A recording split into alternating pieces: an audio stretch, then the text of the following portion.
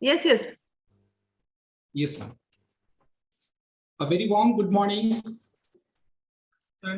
Dr. Vidya Patil, ma'am, Dr. Meghna Bilare, ma'am, Director at DYPIMR, Dr. Vishal Vadajkar, sir, Associate Director at DYPIMR, and all other respected participants present over here. I, Professor Samadhan Jadhav, would like to welcome you all on behalf of Dr. D.Y. Patil Institute of Management and Research.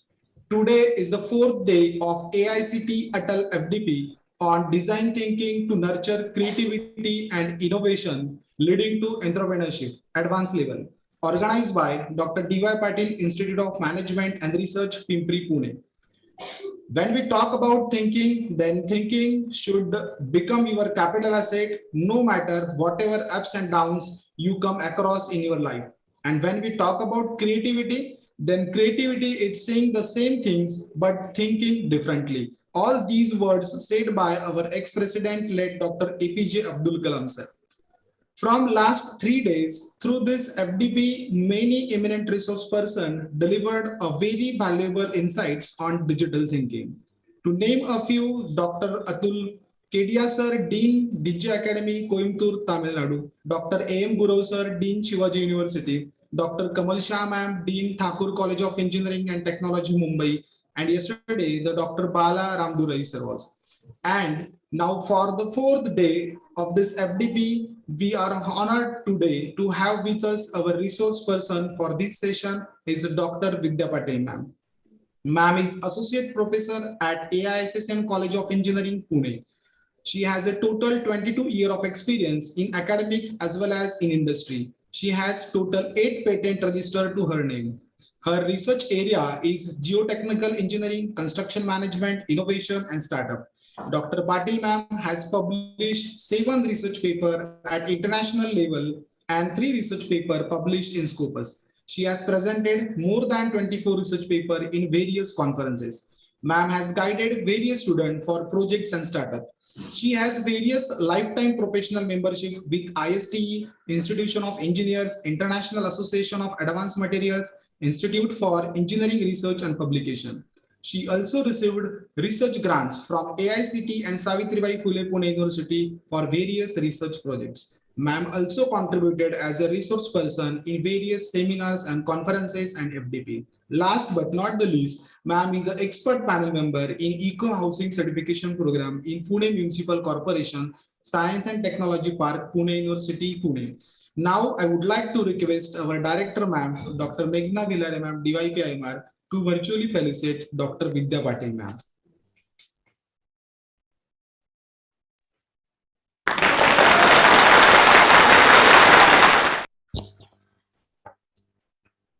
Thank you, ma'am. Thank you, Ravi sir. Now, I would like to request Dr. Vidya Patil, ma'am, to throw light on application of design thinking tools for right problem identification and solution development. Over to you, ma'am. Thank you. Thank you very much, sir. Thank you, ma'am. I have shared my screen. I'll just put on in a slide view. Okay. Yes, ma'am. Yes, ma'am. Okay. So, good morning, one and all. Different faculties are there from different streams, different locations. And it's my luck to interact with all different streams, like it might be management, engineering, science, commerce, arts. I'm from engineering stream, and till now I have interacted with engineering students or faculty members only. So this is a new platform for me to interact with you all. Thank you very much, Dr. D.Y. Patil, Unitech Society's Institute of Management and Research, for calling me as a resource person in ATAL program. And we are getting chance to learn through new eras of developments. And of course, I won't teach you anything new, only will share what I learned till now. Thank you, Program Coordinator and Director, Dr. Meghna Bhilare ma'am, and Dr. Somnath Patil, Secretary of Society, and of course, Dr. Vishal sir, who is present here. Thank you very much, sir. This program, I'll try to share my views, what I learned till now, with all the audience.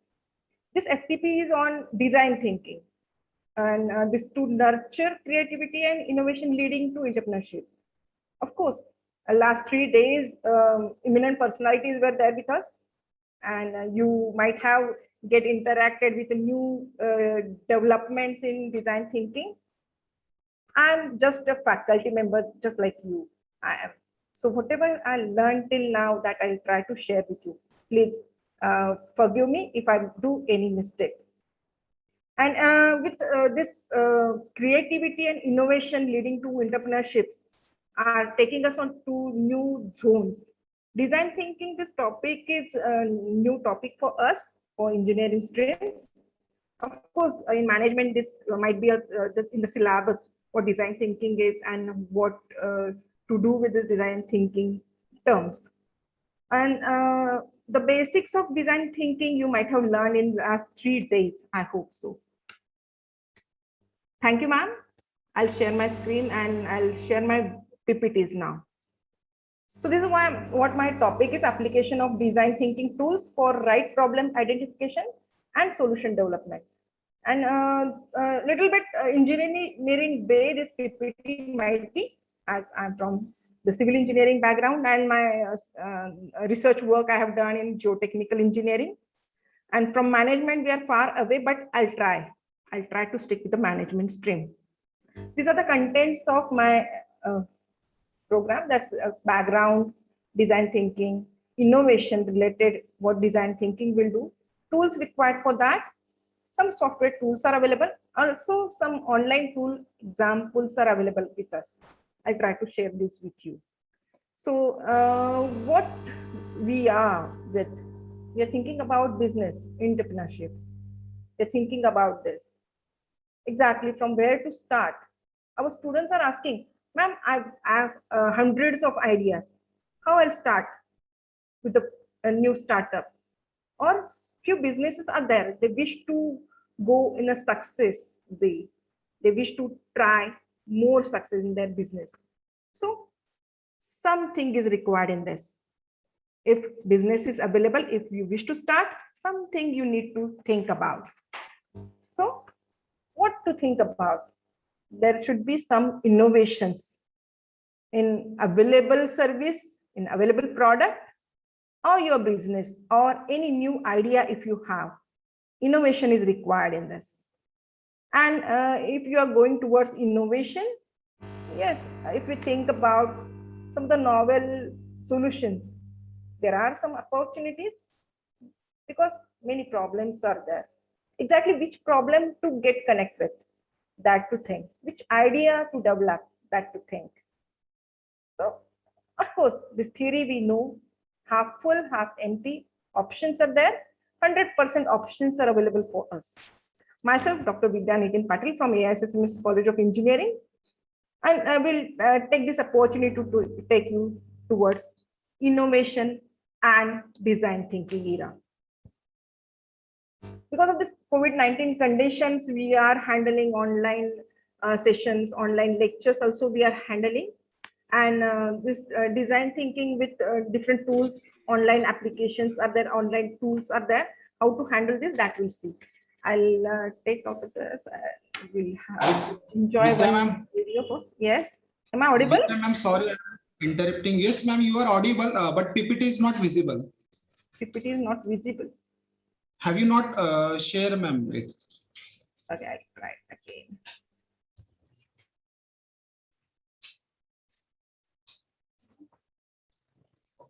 Now?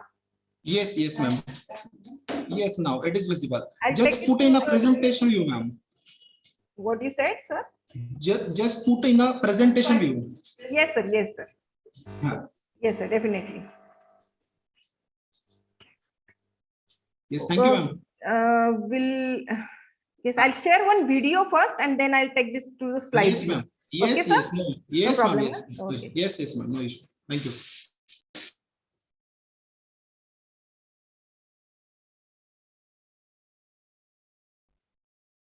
Okay, I'm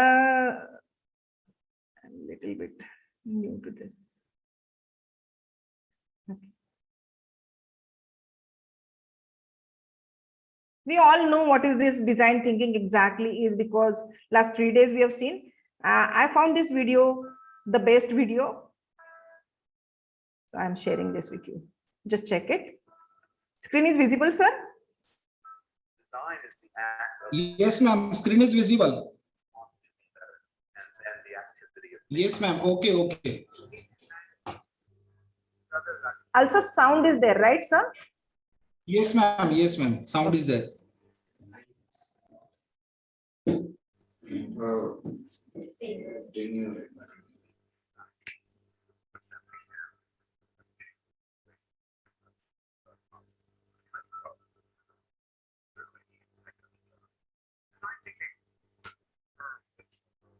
in order to distinguish between what others think of as design, which is usually just the surface,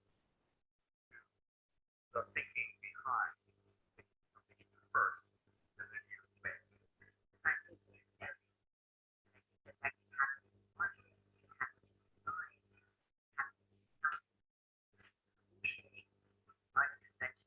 Design thinking helps us to decide what we do.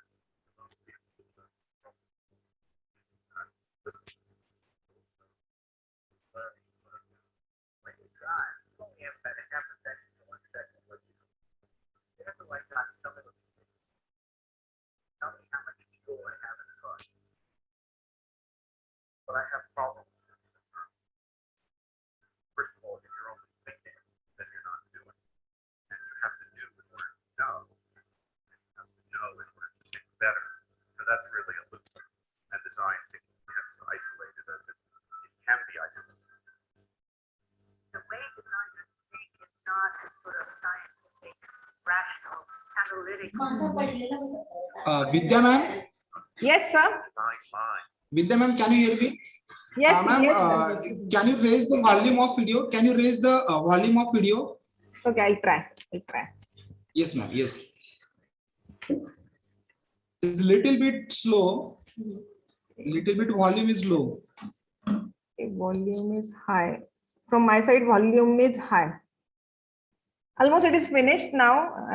I think Okay, 10 okay, to ma'am. 20 seconds Yes. only. No issue. Okay. Yes, ma'am. Yes. They may do it without designing. It's not a liability. It's actually a strength.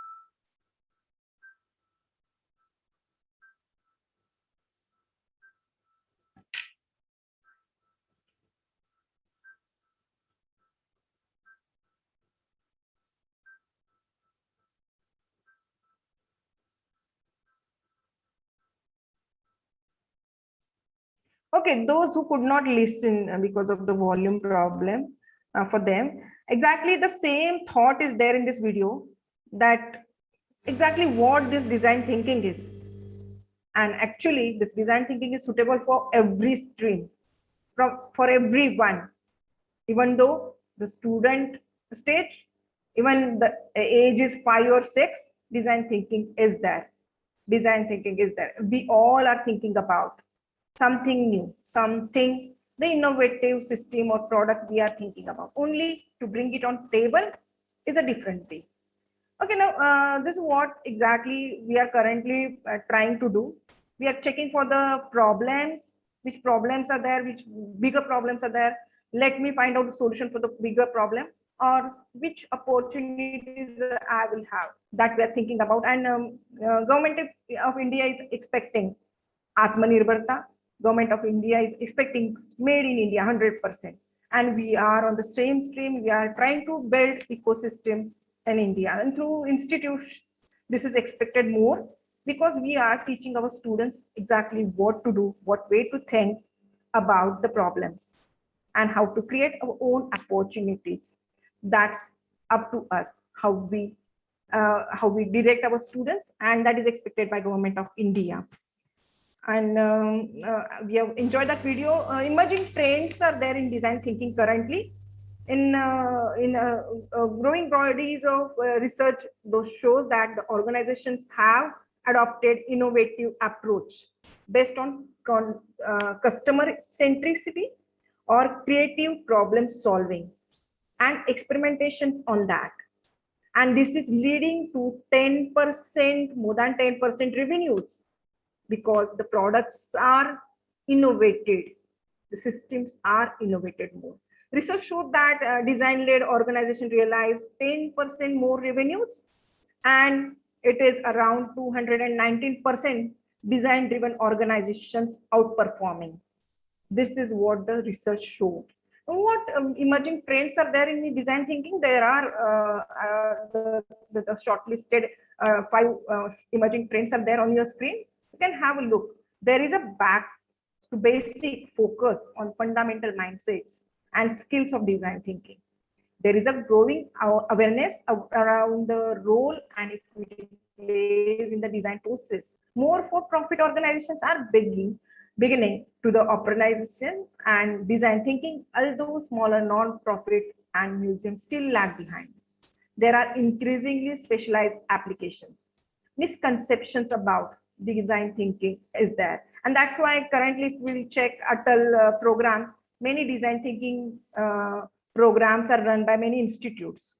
This is what the emerging trends, and you can have a look on this website on the link, on the same link. You'll get different emerging trends in the design thinking. This is what Mr. Susan Mahon have shared, that with his research he has shared that these are the key stages of design thinking. We have learned it. This is there in the theory. What the stages, different stages are there in design thinking, that is shared by Mr. Susan. And this is the great experience currently. We all are following this. Even in institutes, we are trying to go with a design thinking, no doubt. Design thinking, is it business? Yes. Is it required in the business? Yes. It's a hot topic for business these days, and it's no surprise. A growing body of research show that organizations have adopted innovative approach based on customer-centric, creative problem solving, experimentation, significantly outperforming competitors are there. Research shown that design-led organizations realize 10%. That's what I shared just now. And we are going towards the innovation. What exactly the problem you are handling? Which exactly the product you are handling towards innovation? It depends on you. It might be the problem related to the environment. It might be the problem related to new mobiles. Any different types of problems might be there. So in this, somewhere design thinking is coming.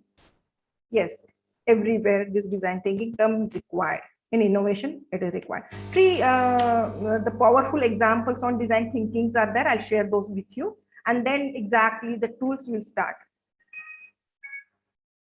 In startup world, design thinking is a powerful tool for honoring on a real consumer need and bypassing costly hours, resources, hypothesizing in experimenting with different solutions. 3 examples are there in front of you. I'll share those with you. Just check those online. Just a minute. Okay. So here we are. 3 powerful examples of design thinking in startups in action. Currently, some problems are handled by some innovators, and here is the story about that. Just check how they build their startup. With design thinking, of course, it has grown. Check it. Check the sound and the video, please. Did you know 150 million Americans take medication every day? So each person has to stand in line at the pharmacy, sort their pills, and remember to fill their prescriptions over and over and over. That's why we created PillPack. We're a new kind of pharmacy. We sort your medication by date and time and deliver it directly to your door. But I take different kinds of medications at different times of the day. No problem. We organize your meds for you, so now you don't have to waste time sorting your pills. Sure, but can you do vitamins? We can add those too. But I hate paper shipping. Well, you'll love PillPack. Our service is free. You only pay for your medications. And you take my insurance. Yep, we work with most plans. And you handle all my refills. We work with your doctors to get you your medication every month. What about my inhaler? We're a full service pharmacy, so we can handle your inhaler and any other pharmacy items. Every day, people across the country are saving time and staying healthy with PillPack. So Switch to a simpler pharmacy today.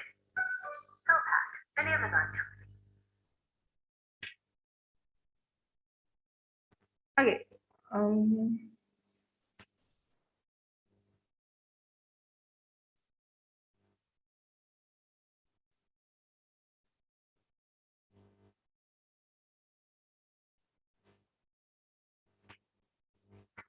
Okay, so this example, one example we have seen through this video, and another example is there on the screen.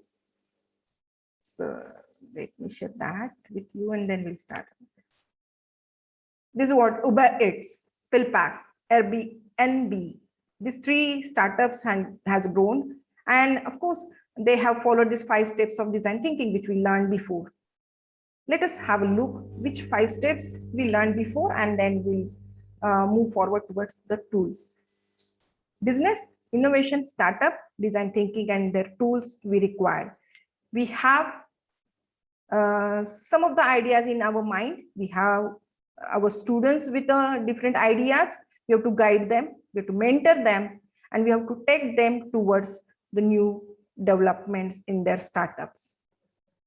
New ideas with a 100% support by the mentor, definitely it will take a startup mode. And this is what exactly is required. That's what I think. Before this, a few of the students come with a simple idea that I wish to start a business related to what? I wish to recycle or reuse this plastic material. With this idea, student came and he has developed or he has registered his own business in a new topic. He has came with this, yeah, I have to reuse or recycle this plastic material, and he has resulted in a different type of business. I won't change the details of the business, but this happens. Students will come with the different ideas. You take them through this design thinking process, and they'll take a new topic exactly for the registration stage. So this is what intent drives strategies should be there. Of course, we know this towards the startup. And I wish to share this nice painting in the bungalow. This is what exactly the new strategy is used in the architectural wing. And this is the best option. Intent drive strategy should be there in a new idea. I wish to share a few of the examples in front of you. What these 4 examples have proved that the best leaders, what they exactly connected, they tried, and why the mass is following this. Number of persons are following these persons. What they exactly did, they had great leadership capacities. They had intended the real problem, and they have moved forward. And this is what I attended one AICTE meeting, and I like this example, what Bahubali and what this KGF or MS Dhoni has done, and they proved. So this is what exactly expected in the generations of ideas and taking these ideas towards startup and business through design thinking. This is what expected by the business. Now, in this, we think that, okay, analytical thinking and intuitive thinking, we have to combine this both, and there we will come with a 50-50 mix of design thinking. And we all know that overlapping spaces are there, but viability, desirability, feasibility. We have to connect with all these 3 streams, and then only innovation is possible. Innovation increase when all these 3 perspectives are addressed.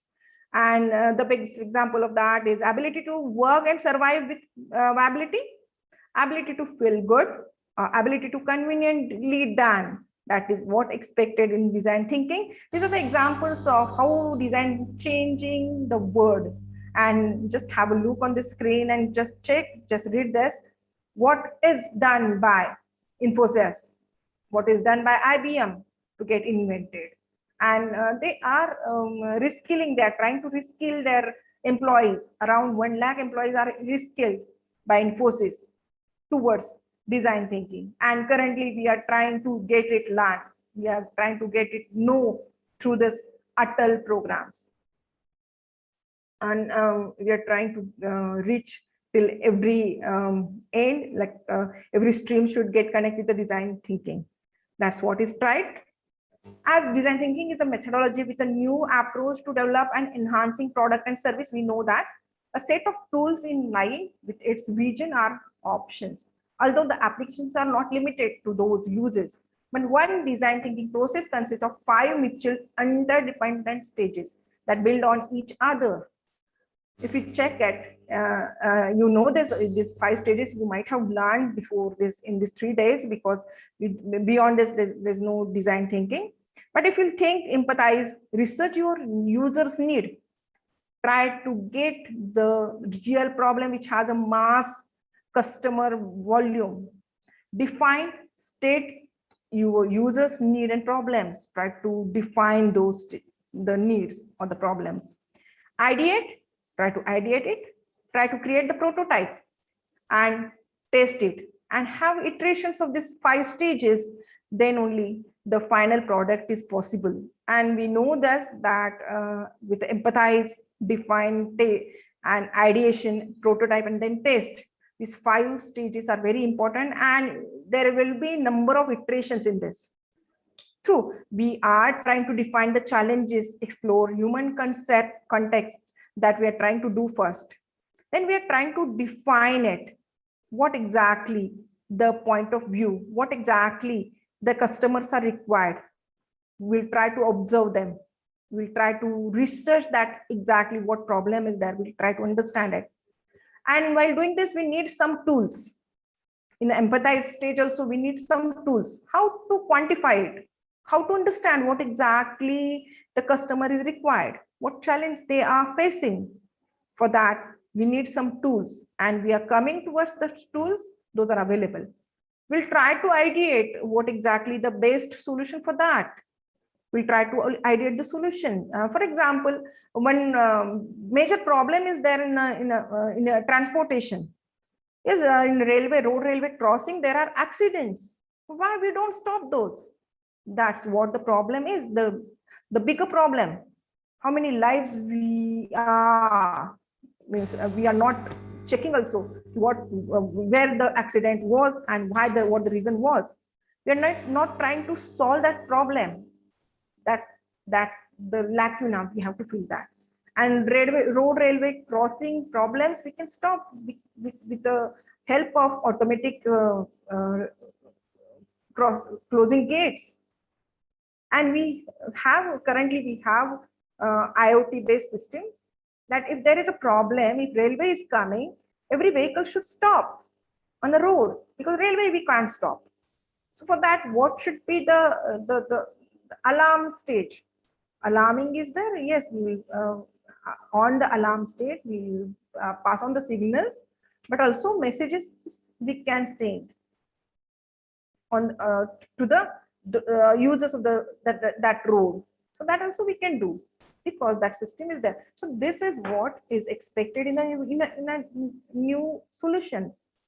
We'll try to ideate it, and then prototype we'll create, and then we'll test it, and we'll have a number of iterations in this.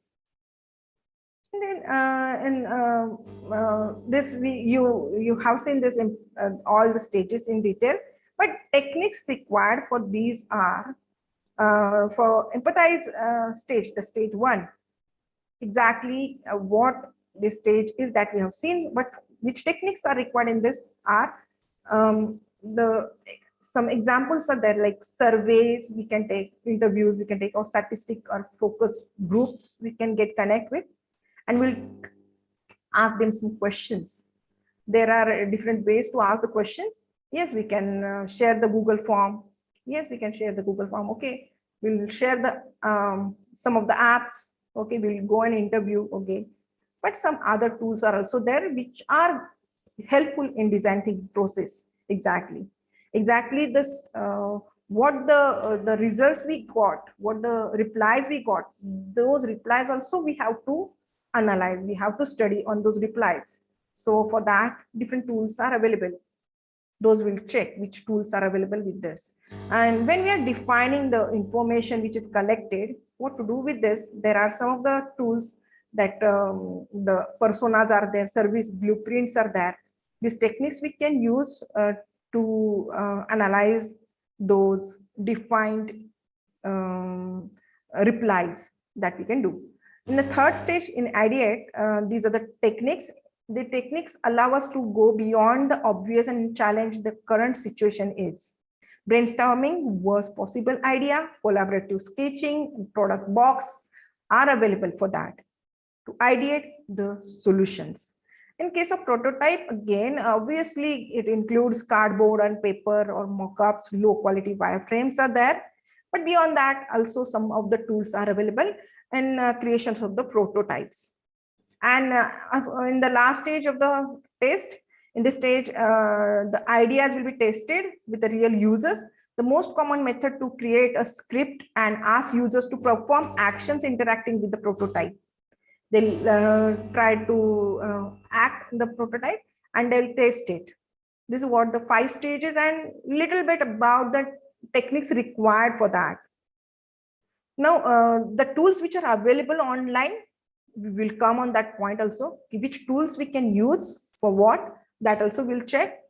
But these 5 stages with the techniques I shared with you. Now, the characteristics which are required in design thinking are the staying on track, which tools to use, confidence to succeed, losing momentum, or face-to-face magic we have to get granted. These are the characteristics of best thinking design thinking. So about the characteristics of that, and we have to check whether we are on a track or not. Throughout a decision-making project, teams need to repeatedly shift gears from diverging to converging. This is very important. And applying different tools and mindsets at each stage of process is required in this. And when we'll select the tool, that should satisfy this condition. Which tools to use? Exactly for which stage, which tool to use, that is also again a different task. There are countless items that is in thinking toolkits. Many items are there. We have to think, we have to get survey of that, and we have to select the best tool. And knowing which to apply at which stage can be daunting. Now it depends on the type of your project, your product, your innovation project depends which tool you need. You have to analyze it. Confidence to succeed in this, because the design thinking isn't a rocket science, but it does require people to try out new methods that may not be part of their traditional day-to-day approach. Losing momentum, virtual projects are difficult to keep moving. And currently we are with the 2 years COVID-19 condition. We are working from remote areas and online we are working. So it's not possible to go on in office and work with a paper and pencil or pen. It's difficult. So we have to stay connected. Even though we are online, we have to stay connected. And how to stay connected? Yes, through WhatsApp we are connected. Through Facebook we are connected, but on call also we are connected. But no, in the toolkit, different ways are there with which we can get connected, with which we can stay connected. We are not losing the momentum. Face-to-face magics are there. Yes, people are often talk about buzz that comes from actively collaborating as a group when doing design thinking work. And this what it will be recreated in a virtual settings. I'm sorry. In a design thinking, innovation approach is expected now. And what exactly is done before, that will check, that will analyze, and then our tracks will decide.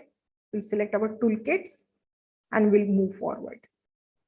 This is what in innovation, understanding how innovation within teams can be supported by design thinking methods and tools. That is very important. The lack of specific design guidelines on how to foster innovations in design thinking methods and toolkits could be used by team non-designers such as business communities. This is what means when the problem you have handled, exactly the first stage you have handled, and what the results you got with the first stage, empathize, Those you have to analyze, then you will go to the defined solution. This you'll do with the toolkits. In the innovative approach, the supportive approach in a competition and rapidly changing markets demands. Successful method of generating ideas are there. This toolkits are providing us, design thinking toolkits are providing us this. A factor affecting growth of innovations are there with this toolkits. Innovation is often a process to which several actors with complementary capabilities contribute. This is what some researchers say, that innovation as a multi-stage process whereby organization transform ideas into new improved services or products or processes. And here we need a multidisciplinary aspect of innovation. When we are building a team to design or to define the solution or to ideate the prototype, if we are having a team, this team should be multidisciplinary. As different views we have to get built with this innovation, and that is very, very important. Am I audible? Is there any problem? Am I there in this? Yes, Okay. ma'am, you are audible, no issue. Okay. Okay. All things is clear. Yes, Okay. ma'am. Okay. So in a multidisciplinary team, everything is expected related to the solution, what prototype you are coming with. For that, in the design of that, you will use different stream actions. Some one person might be from a technical person, another person from business, another might be from a commerce stream, another might be from science stream. These all are acting together to find out the solution. Everyone will have a different view towards that solution. And this multidisciplinary team is giving some inputs to the better solution build. The application of design methods by multidisciplinary teams is followed by almost all companies nowadays. More likely to succeed when combined methods with awareness of limitations of brainstorming will be there, and it can have a transition from more to less reflexive practice. It increased team performance, of course, a key strategic issues for companies they will build. What exactly the strategy of the company towards that building of the new or novel product or service or system. They will have some key strategies, and they'll try to get it done by the multidisciplinary team. Increased performance in terms of quality of decision making is possible with this multidisciplinary team, and innovativeness of problem solving will be there. The relationship among team processes, leadership, clarity, and innovations. The innovation process models for brainstorming imply that group creativity can benefit from multidisciplinary as brainstorming groups often generate creative and novel ideas. The group setting is believed to a higher level of cognitive stimulation. And design thinking with a multidisciplinary team is almost accepted by every company nowadays. Design thinking is possible with a multidisciplinary tool, but yes, only pen and paper is not sufficient for that. We have to go beyond that. Design thinking tools are available. Before 2 years, it was possible in the office on a single table, but now it's not possible. So we have to think more on this.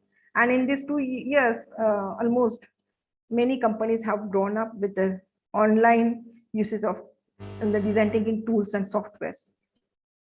So here we are, this picture is giving us the idea about, okay, this methods and tools are supportive for generating innovations. Because yes, online tools we are using, and while sharing this, what the different views are there, those we are getting connected with a single solution. And with this, more generation, more innovations will be generated. That is quite possible. Affecting development of innovativeness is there because of this methods, different methods of tools. And the business communities are taking interest in this. Selecting the right tool, communication in a multidisciplinary team is very difficult, but that is possible with the tools. The tool can be physical, such as pen, paper, whiteboard, or software tools also, which reach graphics that support the design thinking process. Convergent or divergent view of design, that should be there. Both views are there. We have to club these both views, and that is possible with multidisciplinary team, and that is possible with these tools. Tools are acting like human beings, and yes, it is very difficult. Manually, it is very difficult to get the real solution. It is difficult, but with these tools, it will be more easy. The best tool for each design thinking stage is, these are the best tools. You can have a look of this, and you can search this on Google, and you'll get those tools online. Some of them are paid and some of them are free. You can check it. Empathize can be done with the Typeform, Zoom, Create LR. Define stage we can handle with a Smart Play, User Forge, Make My Persona. Idea stage we can go with a Session Lab, Stormboard, Idea Flip. Prototypes we can try with the POP or boards or mockingbirds. These are the nice toolkits. Testing we can do with user testing or jar, ping pong. These are the tools which are available online. For the complete process, printers in Vision or Mural or Miro are also there. We'll go on the website. One link we'll check on Google related to these tools, and then we'll have more idea about. So software tools are also possible. These are available for design thinking. One software you can use for the ideation of solution, that is possible. Design thinking is a human-centered approach to innovate, focus on gaining empathy about customers' problem and challenges in order to create solutions or product service that satisfy their wants and needs. This framework or process require different techniques and tools than your overall business as usual and product design efforts. So this software will take you through the defined track. To help with this approach, there are many software tools, applications that you can utilize during the design thinking process. And through this session, yes, of course, we are not going to use the software, but it's about the tools which are available on Google. Just we are opening this sites through this session in front of you. Here are some popular softwares for design thinking that you can evaluate yourself to see if digital tools can help you. And it depends on your interest and your skill, your the design, which design you are doing, which product, which innovation project you are handling. It depends on that. So Sprintbase, Miro, Mural, these are the softwares. I won't read those softwares, but we'll go on the one website, we'll check. Okay. Just a minute. Yes, before this, I told you some of the tools.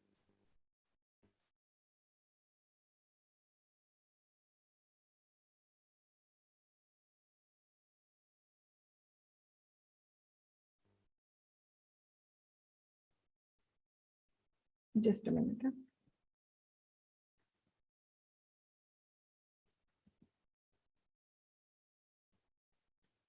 I'll share one software video with you. Check it. Whether sound is there and video is shared or not. Tell me. Please tell me. It's about the software which we can use in the design thinking. Successful organizations know that innovation isn't just a buzzword, a box to check, or a job to outsource. It's nothing less than your ability to respond to change, keep fresh, stay ahead, and galvanize teams to deliver your next move. With today's world of overstretched resources and teams spread all over the globe, many of our old ways of working just aren't enough. Introducing Sprintbase, the new way of collaborating and innovating from anywhere that helps teams put design thinking to work and pick a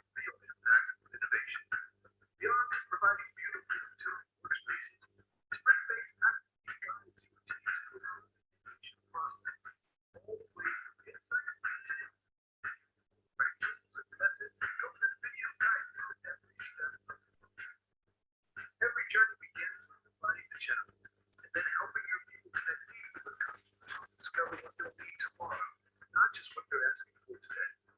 Insight-inspired ideas are generated, captured, and prioritized, with rapid prototypes being created and shared with real users with instant feedback, helping teams to accelerate their best ideas towards successful implementation.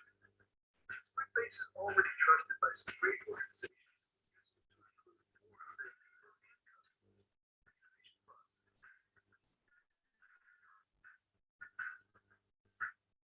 With Sprint-Based, teams learn fast, produce better outcomes, and build the lasting confidence that only comes from first-hand experience.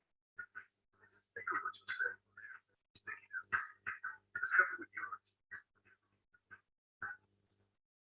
So this is about that software. Some more details are there with this another video that also I'll share. Some details will get. Okay, design thinking is possible Welcome to this short demo with the of Sprint, softwares. a new platform that actively guides remote teams through a proven In this exactly the step by step how the software will be working, that is shared with us. So we'll enjoy this video. innovation process, helping them to apply design thinking with confidence, build new skills, and get results.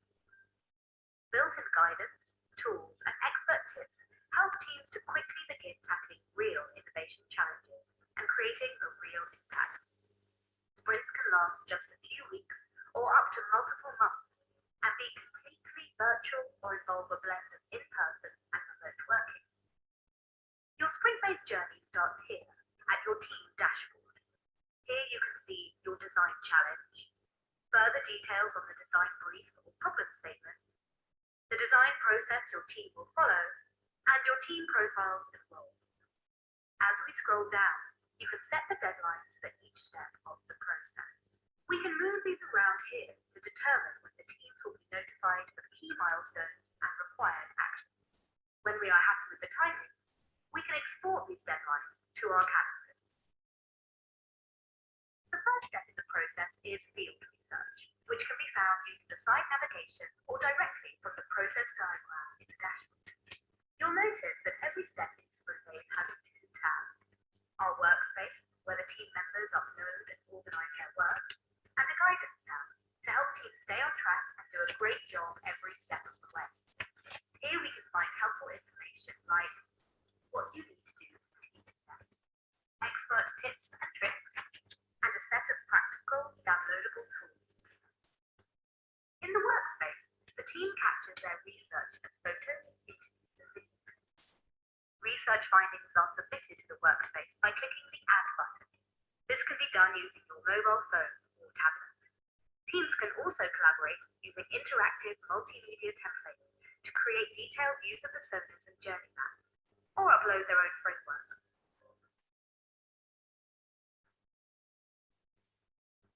Findings can be clustered into themes using the label tool. If I want to create my own sorting of the team's findings, I can do this in my personal workspace that only I can edit. We also have the option to view this in full screen, to zoom in and out, and to navigate around the workspace using the workspace map. When we are done with field research, the team leader can advance to the next step. Step 2. Forming insights based on what the team discovered in the field. We add insights to the table by clicking on the Add button. Observations can be helpful to form our insights, but we might also want to hide these if we prefer. We now open voting. Everyone on the team gets 10 votes to place on the insights that they think are the most interesting. This can be a really great place for a bit of additional coaching to help teams focus on the most novel and revealing insights, not just voting for the most obvious or safest options. Once everyone has voted, we move on to the next step, automatically pulling through the top insights. In Focus the Challenge, our task is to turn our insights into how might we questions, to focus the team's innovation efforts on opportunities that matter most to users. The team then votes for the opportunities they want to take forward to brainstorm. Coming into the Generate Ideas step, we see the top How Might We questions in the tabs across the top of the workspace. Team members are encouraged to do multiple rounds of idea generation, use a variety of tools and methods from the Guidance tab, and work with people not from their core team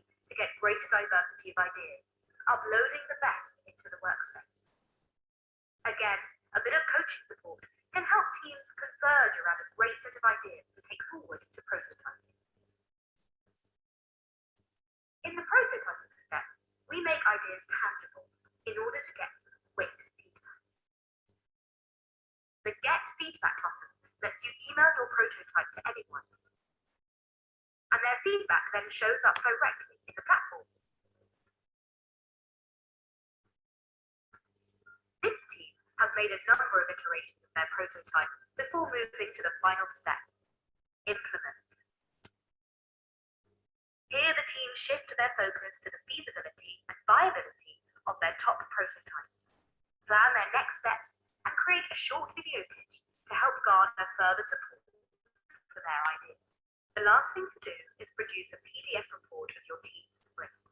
Here all of the team's work, field research to prototypes, has been automatically captured to be shared with colleagues, users, or project sponsors. To get started with Sprintbase, visit us at sprintbase.io and start your.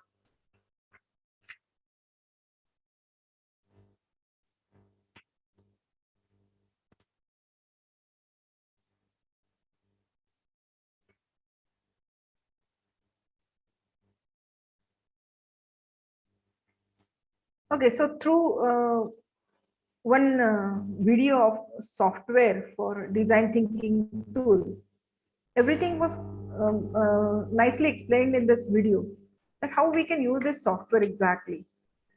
There were not exactly the 5 stages because they have changed their stages, but the deformed 6 to 7 stages they have added it with the new software Sprintbase. Just like that, some more softwares are also available. My screen is shared with you or not? I think not shared. Sir, am I audible? Yes, ma'am. Yes, ma'am. Yes, You're ma'am. audible. Okay, okay.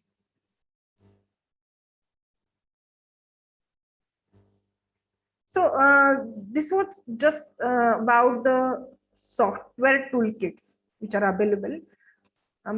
Beyond this, also just different tools are also available in this. 9 design thinking tools are available, and if we'll just type design thinking tools on Google, we get this.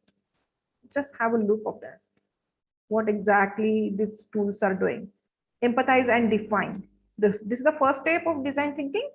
It is used to understand the problem you are trying to solve through observing the actual talking to your customer. Then in define stage, you'll consolidate and analyze the information you gathered to define the core problem. And it's not possible every time we'll call and we'll handle the phone calls. So join.me is there. Let us make a meetings fun. So join.me, this tool is very good. You won't be able to talk to all your customers in person. So get familiar with a video conferencing software like JoinMe and join.me it is. That will let you talk to anyone from around the world. JoinMe lets you share your screen, schedule invitations, and record calls. You can claim your own personalized meeting URL to share with the participants, allowing them to attend via desktop. This you can do with the join.me. So this is just about the tools, how this will be helpful in handling these different stages. With first stage we are, and first tool which is available online, that is join.me. Another tool is available, boards. Yes, we know what the board is exactly. It will be just a board or paper and page. A pen we can use, one paper and one pen we can use for that. But now it is not possible. Okay, we'll use an online tool because everyone, manually it is not possible. Everyone wish to work from home or remotely we are working. One person is in India, one person is in foreign countries. So everyone can work together in the design thinking process. So this we can do. These tools are available. One more toolkit is there, boards. Now how these boards will work, just have a look on this. It's very interesting. We can use this for institute also. Place to call home in Envision, but your designs are part of something bigger than a device or a screen. They belong to a story. Boards let you collect the important stuff. The custom pages or designs communicated, presented, and collaborated on. Your designs can share space or dominate the page. Introductions can be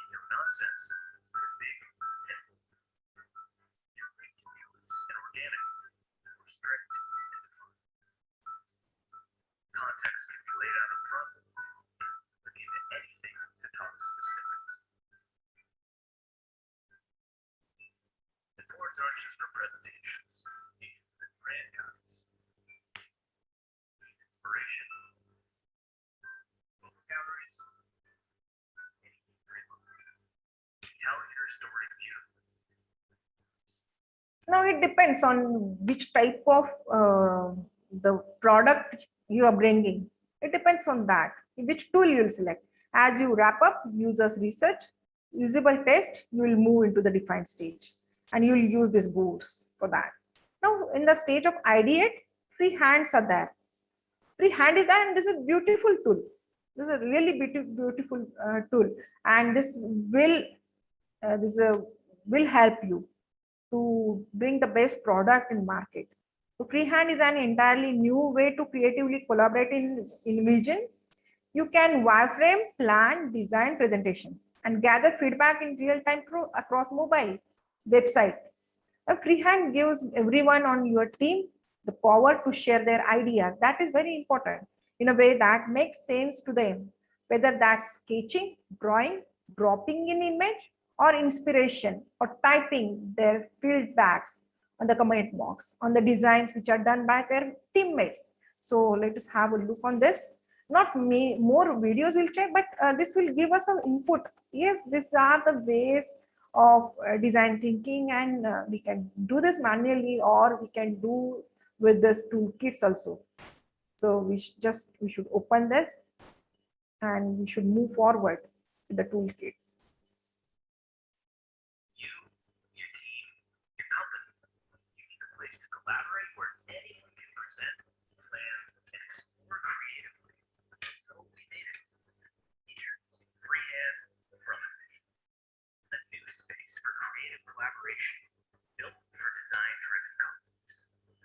It's a magical new experience for design presentations and feedback, synced instantly from Sketch or Photoshop. It's for the next generation of wireframing with a whole new level of freedom, flexibility, and creative expression. And it's the perfect place for getting strategic with stakeholders of every kind. Freehand makes it easy to contribute or follow along. It's alongside your envision prototypes and boards, so you can work, planning, and conversations. Place, reading, way to collaborate creatively.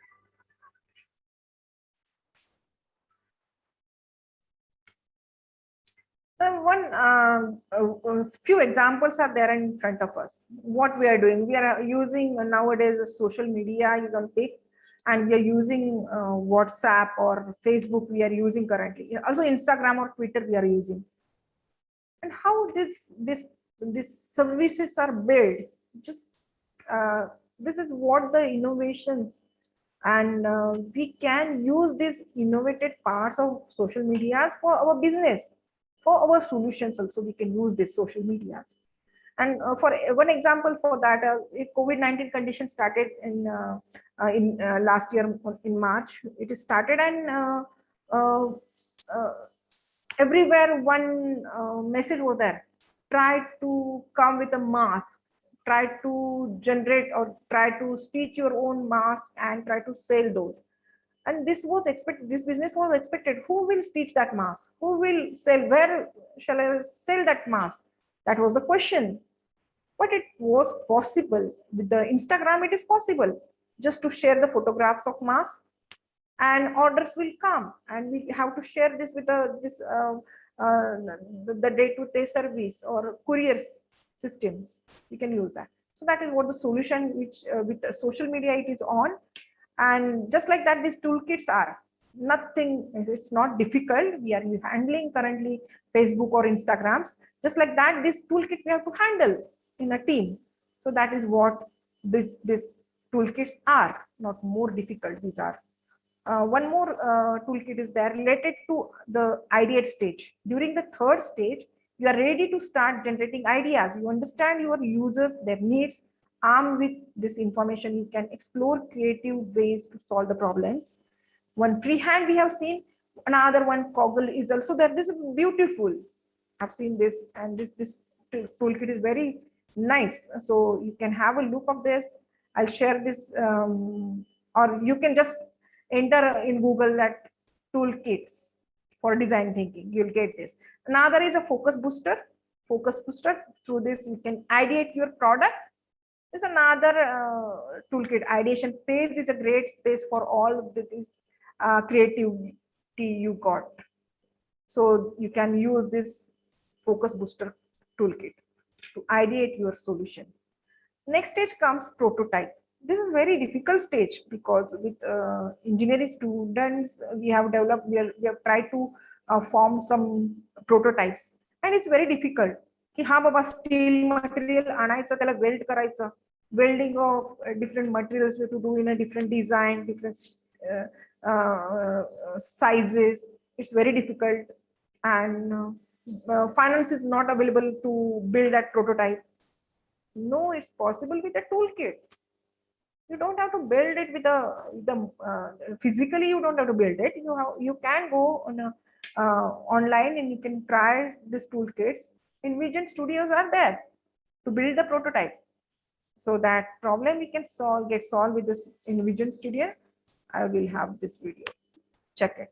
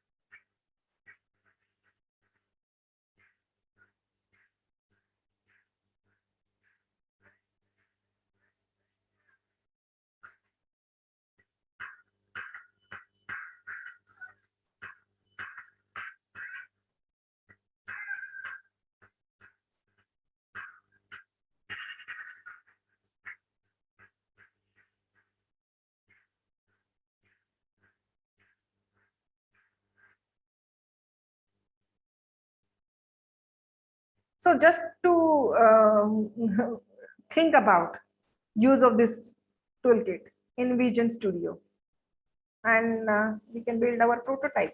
We can design it because suitcases are available over there. Exactly what prototype you want, you have to book it, and you have to ideate it according to your requirements. You can generate that to prototype, and then you can test it. So this is possible with this in Vision Studio. Just you have to think about. And some more toolkits are also available, craft by InVision. And then the last stage is what? Test. You have to test it. For that also some tools are available in the online. In the final phase of design thinking, you will test the complete product to ensure whether it solved your problem or not, which the problem you have defined with this tool. And this will involve user testing, usability studies, often leading you to redefine one or more problems based on the new insight you gather. You have created your prototype, you have tested it. If some corrections are there, that will give you this toolkit will give you, just like a user, this will give you the corrections. And this is what it look back. These are the toolkits. So some toolkits I shared with you. These are available online. You can check those. We started the discussion with the software toolkits like Spring-based, Miro, Mural, or Stormboard. These softwares are available. Beyond that, some other tools are also available that I shared with you. And this slides. One more option is there for us: online tools. Online tool examples are also there. These tools you can use online. You don't have to download that software. This tools are available online, 24 hours. This will be available for you. Just you have to define your problems, and you have to follow the design thinking stages. We'll have look of this website. Online tools are available for that. This is the best tool I have seen. I'll share that also with you. And one thing I found with this online tool which is available, that the steps are sorted to 3 steps: inspiration, ideation, and implementation. Only these 3 stages are used in design thinking. The tool is available online, and have a look of this tool. Design kit. Just enter design kit in a Google, you'll get it. Different methods are there. Whichever method you want, you can go. Mindset is also there, and some of the case studies are available. So IDEO.org, this is providing us this design kit. What you wish to design, just you have to handle this online. Check it. It's first stage is the inspiration. Get crystal clear on the change you want to achieve in the near term and long term. What exactly you want that you enter in this. If you go further in the stage, it will take to the next stage, to the next stage. You have to just handle this. Okay, you wish to do photo journal. Photos are fantastic way to learn about a person's life, especially if they are one taking them. Body language, 5 vibes. These are the options. Frame your design challenge. This option is there available online. Frame your design challenge. And if we'll go in this, if we go to the next stage of this, you'll find the next steps. In the frame your design challenge, properly framing your design challenge is critically to your success. Here is how to do it just right. A design challenge and their steps, these 4 or 5 steps are there. You can follow these 5 steps, and worksheets are also available. This you can give to your students. Frame your design challenge, and this worksheet you can follow. Let us open that. Just have a look. You can take a printout of this worksheet, or you can create your own soft copy of that. Just like frame your design challenge. Okay, so what is expected in that? That is, these questions are given. This way, this online toolkit will help you. So, okay, so this design toolkit you can use what you want exactly. Different methods are available in this. In these methods, okay, ideation process you want exactly. Then go on the ideation process and ways to go beyond the framework. This you can follow. Ways to grow framework. If you wish this, you can follow this 4 to 5 steps, and you can check the case studies also.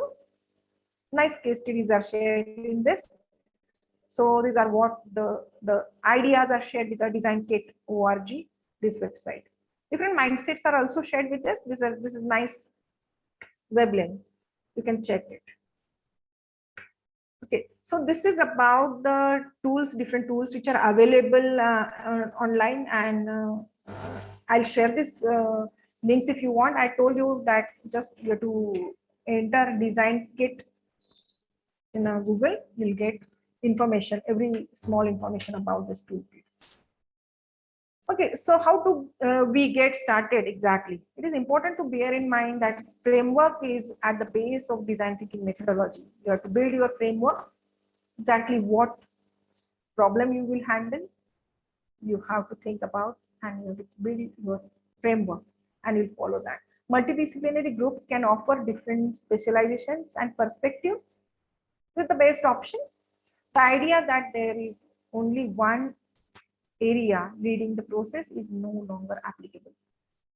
And these techniques will allow us to leverage the capabilities of whole group so that everyone can contribute with their expertise and perspective and add to the collaborative conversations. Many times this happens that, okay, one team is there, but one person is working, another person is not working. Why? Because leaders cannot handle these all persons. The same problem I faced, but if we'll use these toolkits, definitely these problems won't arise in future. That's what I think. And there is a one key to of design thinking. We have to just a minute. Okay. Design thinking, the very first thing to do is to empathize, understand the user from their point of view in order to devise effective solution. Afterwards, repeating the process allows us to rework solutions in order to enhance them and improve things we may have overlooked the first time. The last but not the least, it is essential to keep an open mind. The tools used during the process of design thinking help us considering out of the ordinary approach that can uplift the final result. We have tried this in our projects. All the best in your innovation projects or in ideation steps or startups. And if any question, please over to you. Thank you very much for listening me patiently. Yes, Thank you, sir. I would request, yes, ma'am. I would request participant, if you have any questions, then you can ask directly by unmute yourself, or you can put your questions into chat box.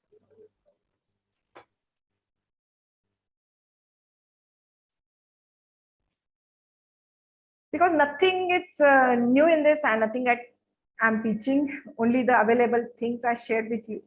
I don't think there will be any question. That's what I said. The chat box. Yes. Okay, ma'am. Video was not clear. We will. Participant, is there any question? Then you can ask.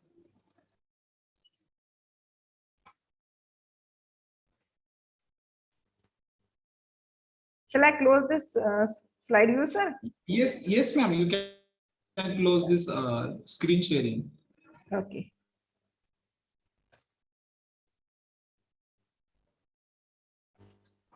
Okay, ma'am. I think there is no questions from the participant. So, thank you, ma'am, for sharing the excellent knowledgeable information to all our participants. And actually, through the video, you have given a very nice insights on design thinking. And through the specific software, how design thinking is possible is really interesting, ma'am. Ma'am, we are grateful that you would take the time from your busy schedule to deliver this session in our FDP. I would like to take this opportunity to express my sincere gratitude and thanks on behalf of DYP IMR family towards you, ma'am. Thank you very much, ma'am. Thank you, sir. And Thank you all the participants, thank you, ma'am. Thank you very much. All the participants, I requested that next session we will start within 15 minutes. My pleasure, ma'am. Good afternoon, madam. Good afternoon, sir. Ma'am, should we start now? Yes, Session? yes. A very good afternoon to all. Welcome back again. Welcome back again to all the participants for the second session. Now for the second session, it's my honor to introduce a dynamic and visionary academician of DYPIMR, Dr. Vishal Vadajkar, sir. Sir, good afternoon. Sir is currently working with Dr. D.Y. Patil Institute of Management and Research, Pimpri, Pune as an associate director. Sir is B in chemical, MBA in marketing management and PhD in marketing and supply chain management. Sir has around 17 years of experience, including 9 years of industry and 8 years of academics. During his entire professional career, he has always been among the fastest growing professionals in every organization. Sir is a recipient of various awards at different levels. Sir has gotten an opportunity to visit and work in more than 8 countries during his career for various professional assignments. Sir always says that the real measures his success is the number of student business ventures he has mentored and the number of lives he has positively influenced during his career. Sir always attributes his success to his honesty, integrity, commitment towards work, compassion for customers, and his habit of performing professional duties by being emotionally sensitive. Now, I would like to request our director, ma'am, Dr. Meghna Bilari, ma'am, to virtually felicitate Dr. Vishal Vadajkar, sir.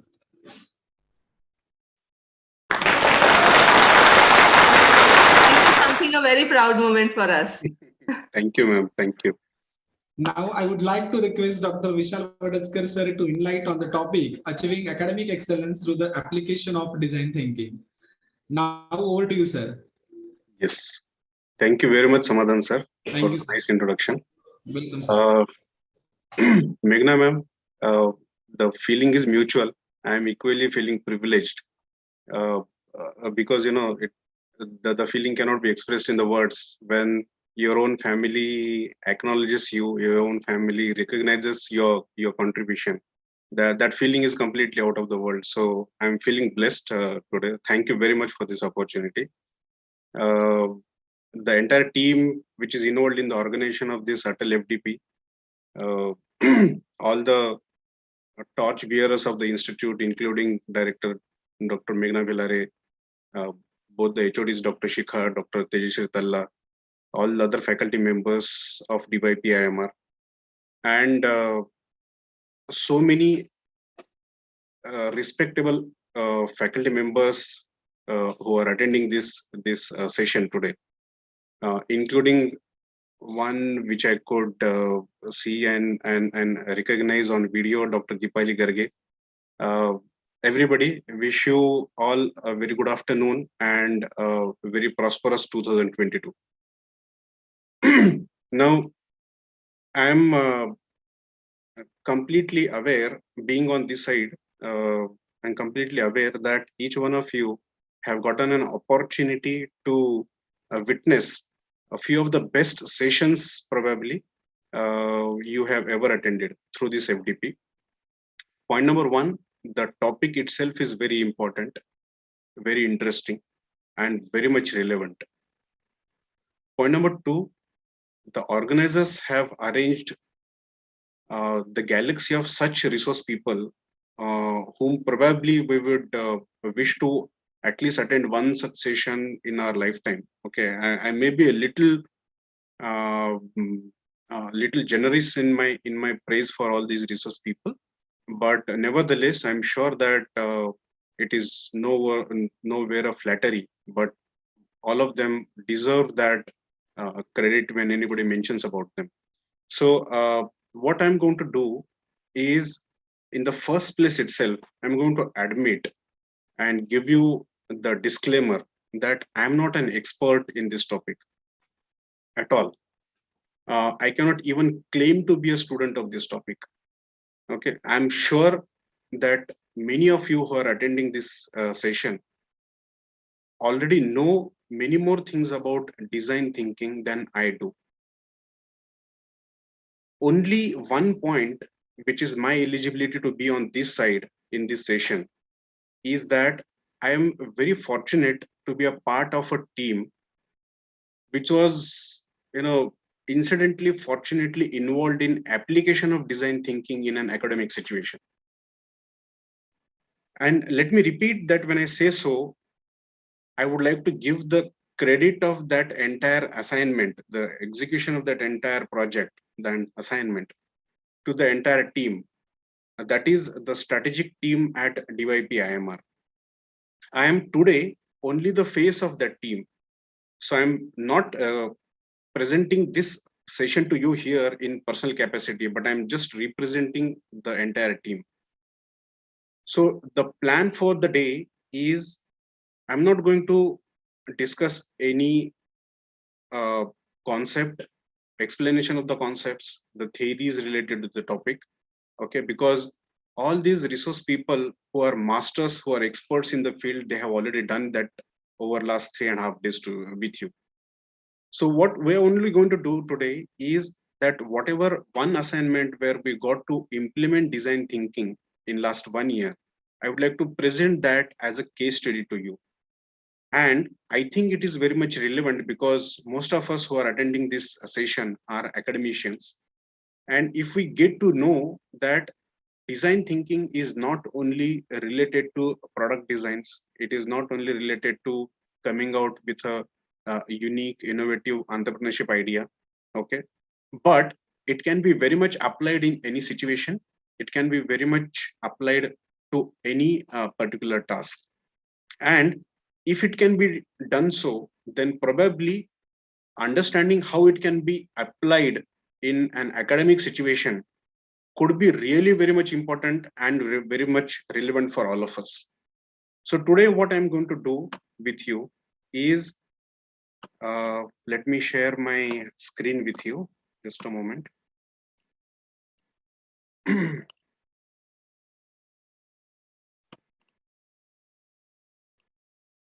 Is it visible? Yes, ma'am. Yes, sir. Screen is visible, sir. Yeah, fine. So we're going to discuss achieving academic excellence through application of design thinking. Okay, and to explain this case study with you, to discuss this case study with you, let me first give you a little bit of the background of the institute and little bit of the situation, which was where the design thinking was to be applied. Now, DYP-IMR is one of the leading institute under Savitribai Phule Pune University, which traditionally conducted two programs. It ran two programs. One was MBA and other was MCA. As I told you that it was. Just a moment.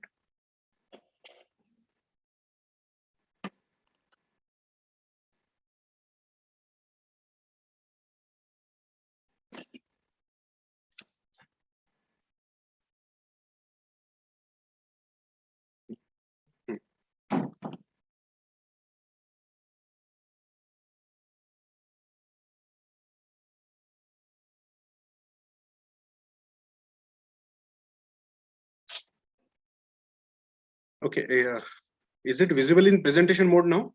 Yes, sir. Yes, sir. Yes, sir. Okay. Okay. Thank you, Ravi sir. Yes. Yes. So I was explaining that DYP-IMR is one of the leading institutes under SPPU, which ran two courses, MBA and MCA. When I say that it is a leading institute, okay, it is considered among top 5 institutes under SPPU. Still, the institute had some kind of surplus infrastructure available with it, okay, which was not being utilized completely. Second thing is, after having run the institute, in a very very conspicuous way for more than 25 years, the positioning of the institute was such that though it is a leading institute, it is not a completely different institute, or it is not a completely niche institute. Okay, it is still one of those top institutes which does not have any clear-cut differentiation with one another, though in the category of leading institute under SPPU only. Okay, so this was a very unique situation. So here, yes, here you can see that the first issue was there was a surplus capacity of infrastructure. Okay, second issue was there was probably a need of elevating the quality of the institute to such an extent where probably there will be a dramatic improvement in the ranking of the institute in the accreditations and even other surveys which are typically run by the ranking agencies. Not only that, the management was cognizant of a fact that the entire management education was at a particular crossroad where a lot of changes are being introduced, not only through NEP, but technology is playing its own role to bring in a lot of disruption. The business models are changing a lot. That entire trend was accelerated again by the COVID situation, because there were not only changes in the business model, but the organizations which were running alternate business models were thriving with a very very high growth rate, so on and so forth. So probably it was a right, and the situation which I'm discussing with you was roughly around a year back. So it was typically also a time where probably it was a right time, it was a need to change so many things, not only in the business model, but the brand perception, brand positioning of the institute, the courses, the programs which are being offered, the skill set which are being prepared by the institute, and not only that, going beyond the programs which were being run by the institute. Could institute look at the other avenues of the revenue making, and not only that, the other avenues where probably there is more integration of the institute with alumni, more integration of the institute with the industry, so on and so forth. So this was a few important points which were the part of the situation a year back or so. Now, generally what happens is the infrastructure which was surplus, which was available, was sufficient for almost 120 students additionally than what DYPMR already had.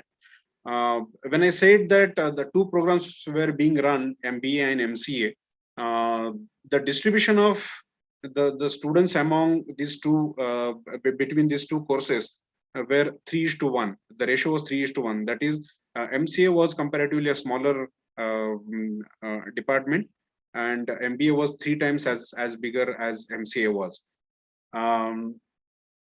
Also, there was a significant difference in the fees which the DYPMR was able to charge for these courses. So MBA being comparatively more sought after course, sought after program, the fees was also on higher side, and the fees of MCA was comparatively on a little lower side. Now, in this particular situation, it was very, very logical for the management to come out with a suggestion to the strategic team that it makes more sense to increase the intake of MBA program by straight 120 additional seats, okay, which will then contribute directly to the additional revenue for the institute, from where institute can then take better decisions in retrospectively for students, okay, because availability of more funds could lead to taking much more better and growth oriented decisions for the students. So superficially looking, it was more very logical decision to do that, and it was not very wrong on management part also to abruptly suggest the strategic team of the institute to go straight away for increasing 120 seats in MBA course itself, MBA program itself. Now, though this looked very logical, okay, the strategic team, of which fortunately I was also part, thought that probably there is much more to the decision on than what is still being considered superficially. So what we did was we offered an initial suggestion to the management that rather than directly jumping onto the conclusion, let us apply design thinking to this particular situation and try to find out whether increasing 120 seats in MBA makes more sense, or going for some other type of decision, some alternate decision would make more sense. And we were very clear that since we were taking the route of design thinking, we did not want to be very rigid in application of design thinking, okay, but we wanted to be rigid in our approach to apply design thinking. What I mean by this is we wanted that we should not take a decision based only on our gut feeling, based only on our what the first thing which comes to our mind, okay, but we should consider all the stakeholders available and present in this situation, okay, try to think, try to look at the situation from their perspective and try to find out a solution which will not only be rewarding in the long run financially, but which will also be more logical, looking at the changes which are being brought in the education industry. So we suggested management that we will apply design thinking, okay, by conducting in-depth interviews with all stakeholders, okay.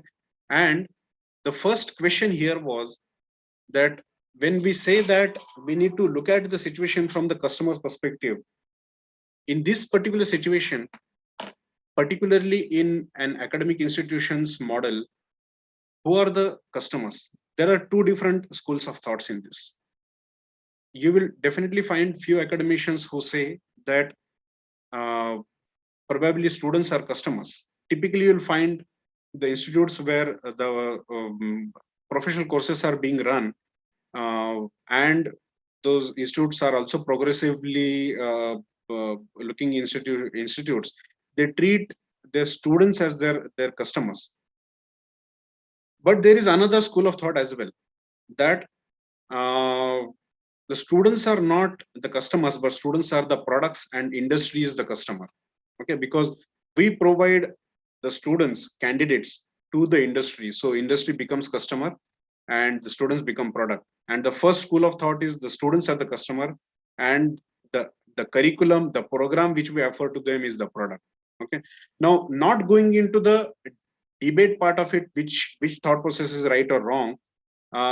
We thought that let us consider both of them as our customers. Students in one particular perspective are our customers. Industry in one particular perspective is also our customer. So let us interview students as well. Let us to interview industry as well. When I say industry, I mean the recruiting managers which are associated of the companies which are associated with the institute. So these are two important parts, constituents of the customer universe. Then the third thing which comes, the third part which comes is alumni, because there could again be one debate whether the alumni to be treated as our students, though past students, or they to be treated as industry, because now they have become a part of the industry. Okay, so again we decided that let us not go into the debate part of it. Let us consider alumni as both student as well as industry. Okay, because we will be able to get the perspective of both the sides from alumni, which is an important thing. So we decided that we will conduct in-depth interviews with our existing students, with our alumni, with the industries associated with us already. Okay, we will gather their opinion and we will club that all together to arrive on some points, okay, which will be our definition of the problem statement. After having collected that entire thing and after having defined the statements, then the strategic team will sit and put our all thoughts together to ideate, to brainstorm and ideate what could be the possible, what could be the desirable solution to this particular problem, particular situation. I'm trying to avoid the word problem because in the real sense it is not a problem, it is a situation which might as well be an opportunity, not only a problem.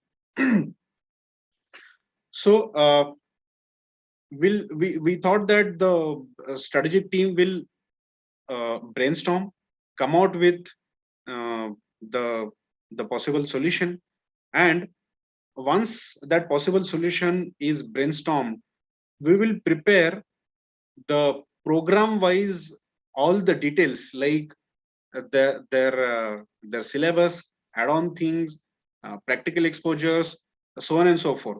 So literally almost everything which will be done with the students during these 2 years of their pursuit of this program, okay, under one program, and that will become the prototype of the product basically.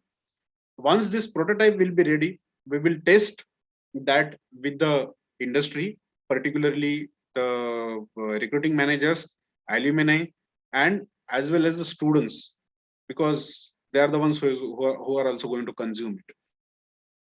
So obviously, once we do that, we'll get a lot of feedbacks from them, okay, which then can be taken back to the ideation stage, and can be brought in the relevant points from that in the prototype, okay, and again the testing can be done. So it becomes a continuous loop, and by applying these steps in a scientific way, in a very methodical way, we should be able to come out with probably the most relevant solution to this entire situation. Now, I would like to tell you that 1 year has passed. We have gone through this series of steps several times, and we have taken this as almost a 5-year project, of which 1 year has already been passed, and we have been able to see a lot of results of this the application of this design thinking during this 1 year. Nevertheless, the testing will keep on continuing, and the feedback will keep on coming, and the new things will be kept on adding in the prototype, which will subsequently be tested again, so on and so forth. Okay, so this is the background of the entire process, how it was applied. Now let us go into the each step in a detailed way. Okay, starting with the first step, that is empathize.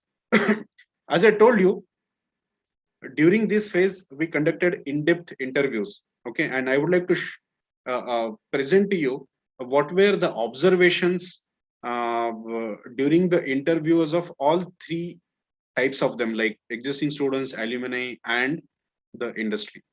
So when we discussed with the students, we came to know that probably, in a nutshell, DYPMR needed a very niche positioning in the market.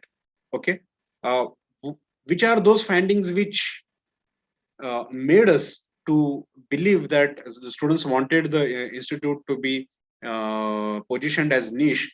Are the things like when the students thought about themselves, whether it is MBA student or MCA student, when they thought about themselves, they probably thought that the recruiting companies perceived them as a Me Too candidate. Like it did not matter much to the institute whether a student has come from DYPIMR or any other XYZ competing institute.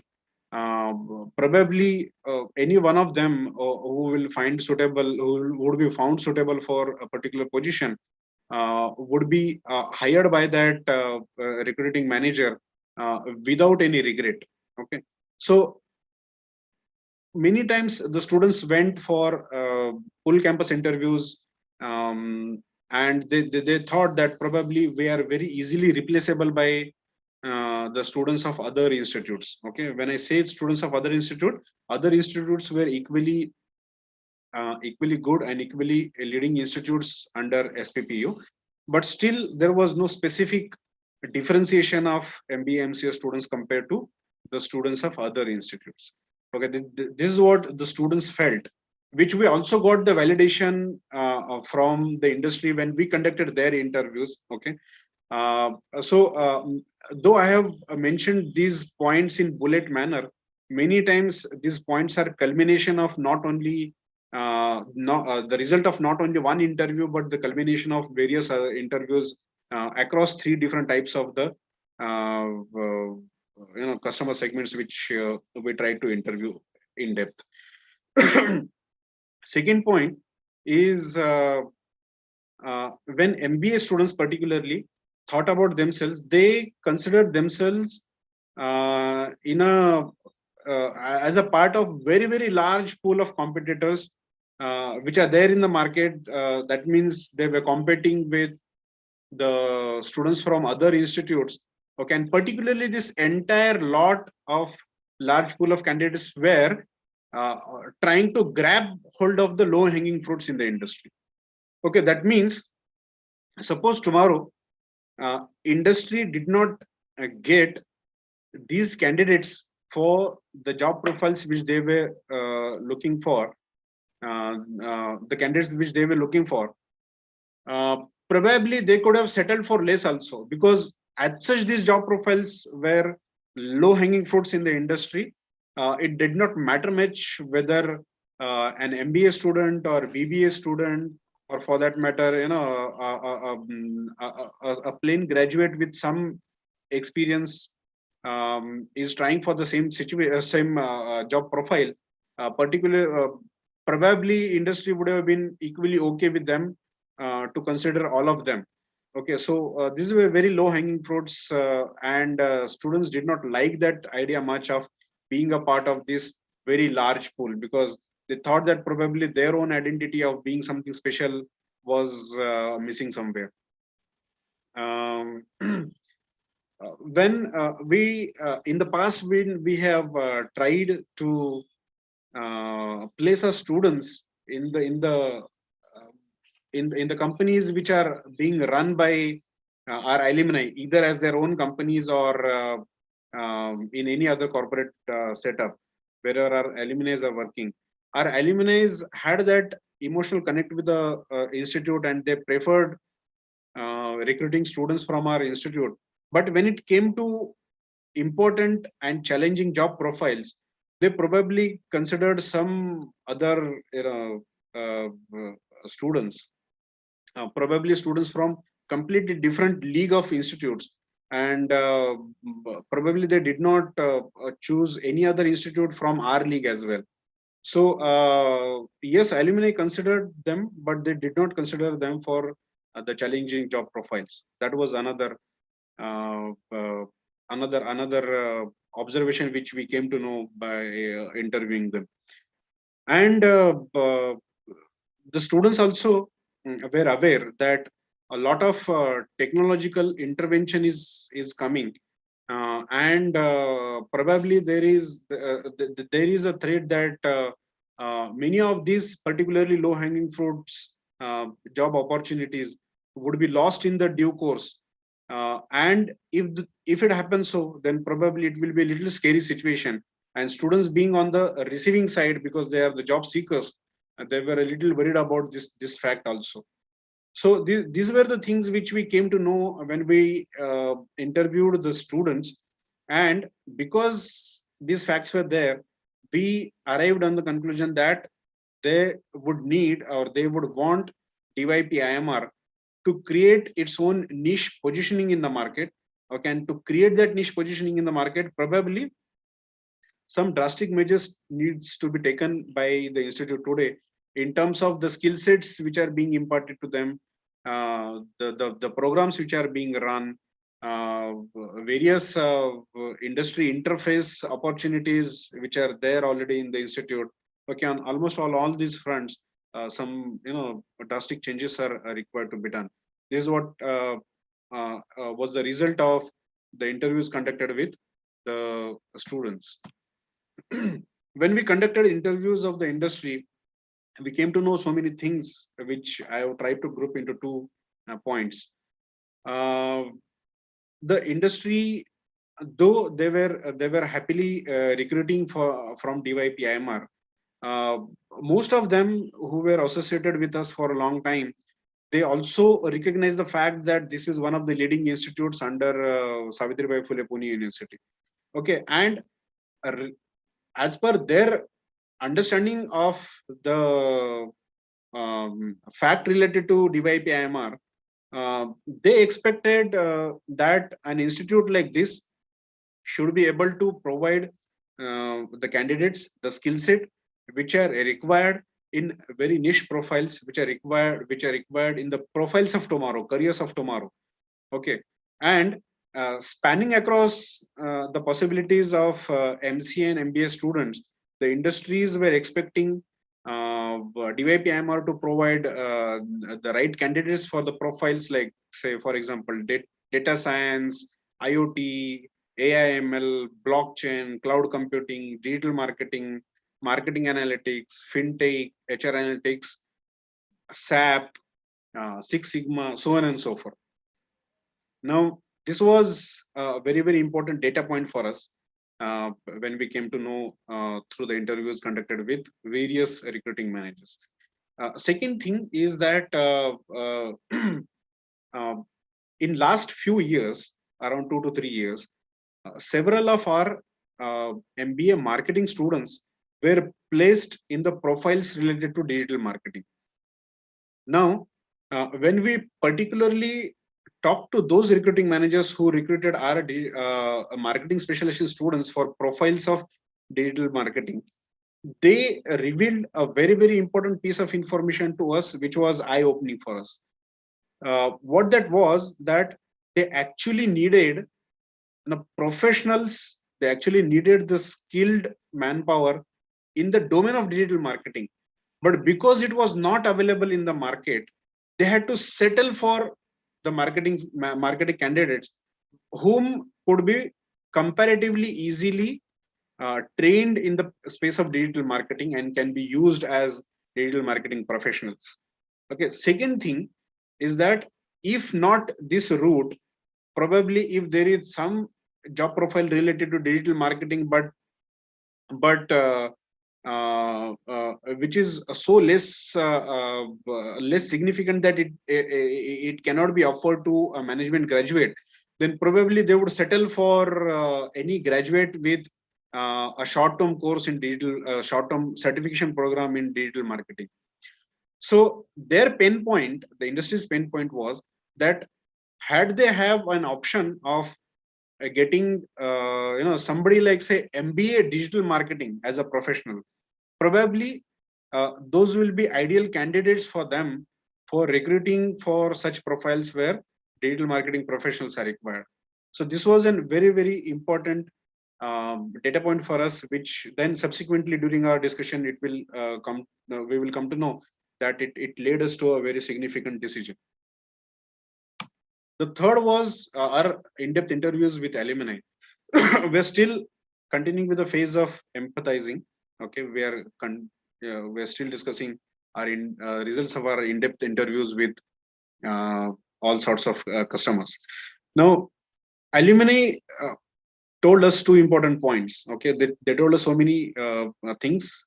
Two of them which were very important were that many of the alumni wanted to pursue some additional certification programs. Okay, and this is very, very evident to us that many professionals try to keep on updating themselves in terms of skill sets, new technologies, so on and so forth.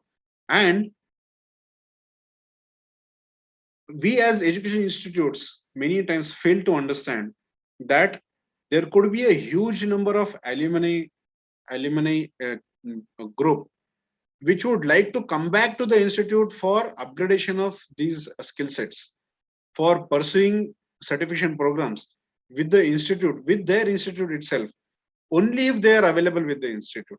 Okay, had the institute taken any initiative to start such certification programs proactively, probably many of their early subscribers to these programs, these certification programs, would be the alumni of the institute itself. So we came to know that probably many of our alumni are looking for such opportunities in the market only if they get an opportunity to pursue the same course in the from their own institute, DYPMR. They would be extremely happy to come back and join with us. Okay, but a year back we did not have any such arrangement available. Second, many of the entrepreneurs, which are alumni entrepreneurs, okay, and particularly in the IT domain, they showed interest to provide live projects from their own business to our MCA students, okay, in all these latest technologies which I mentioned about just a few moments back.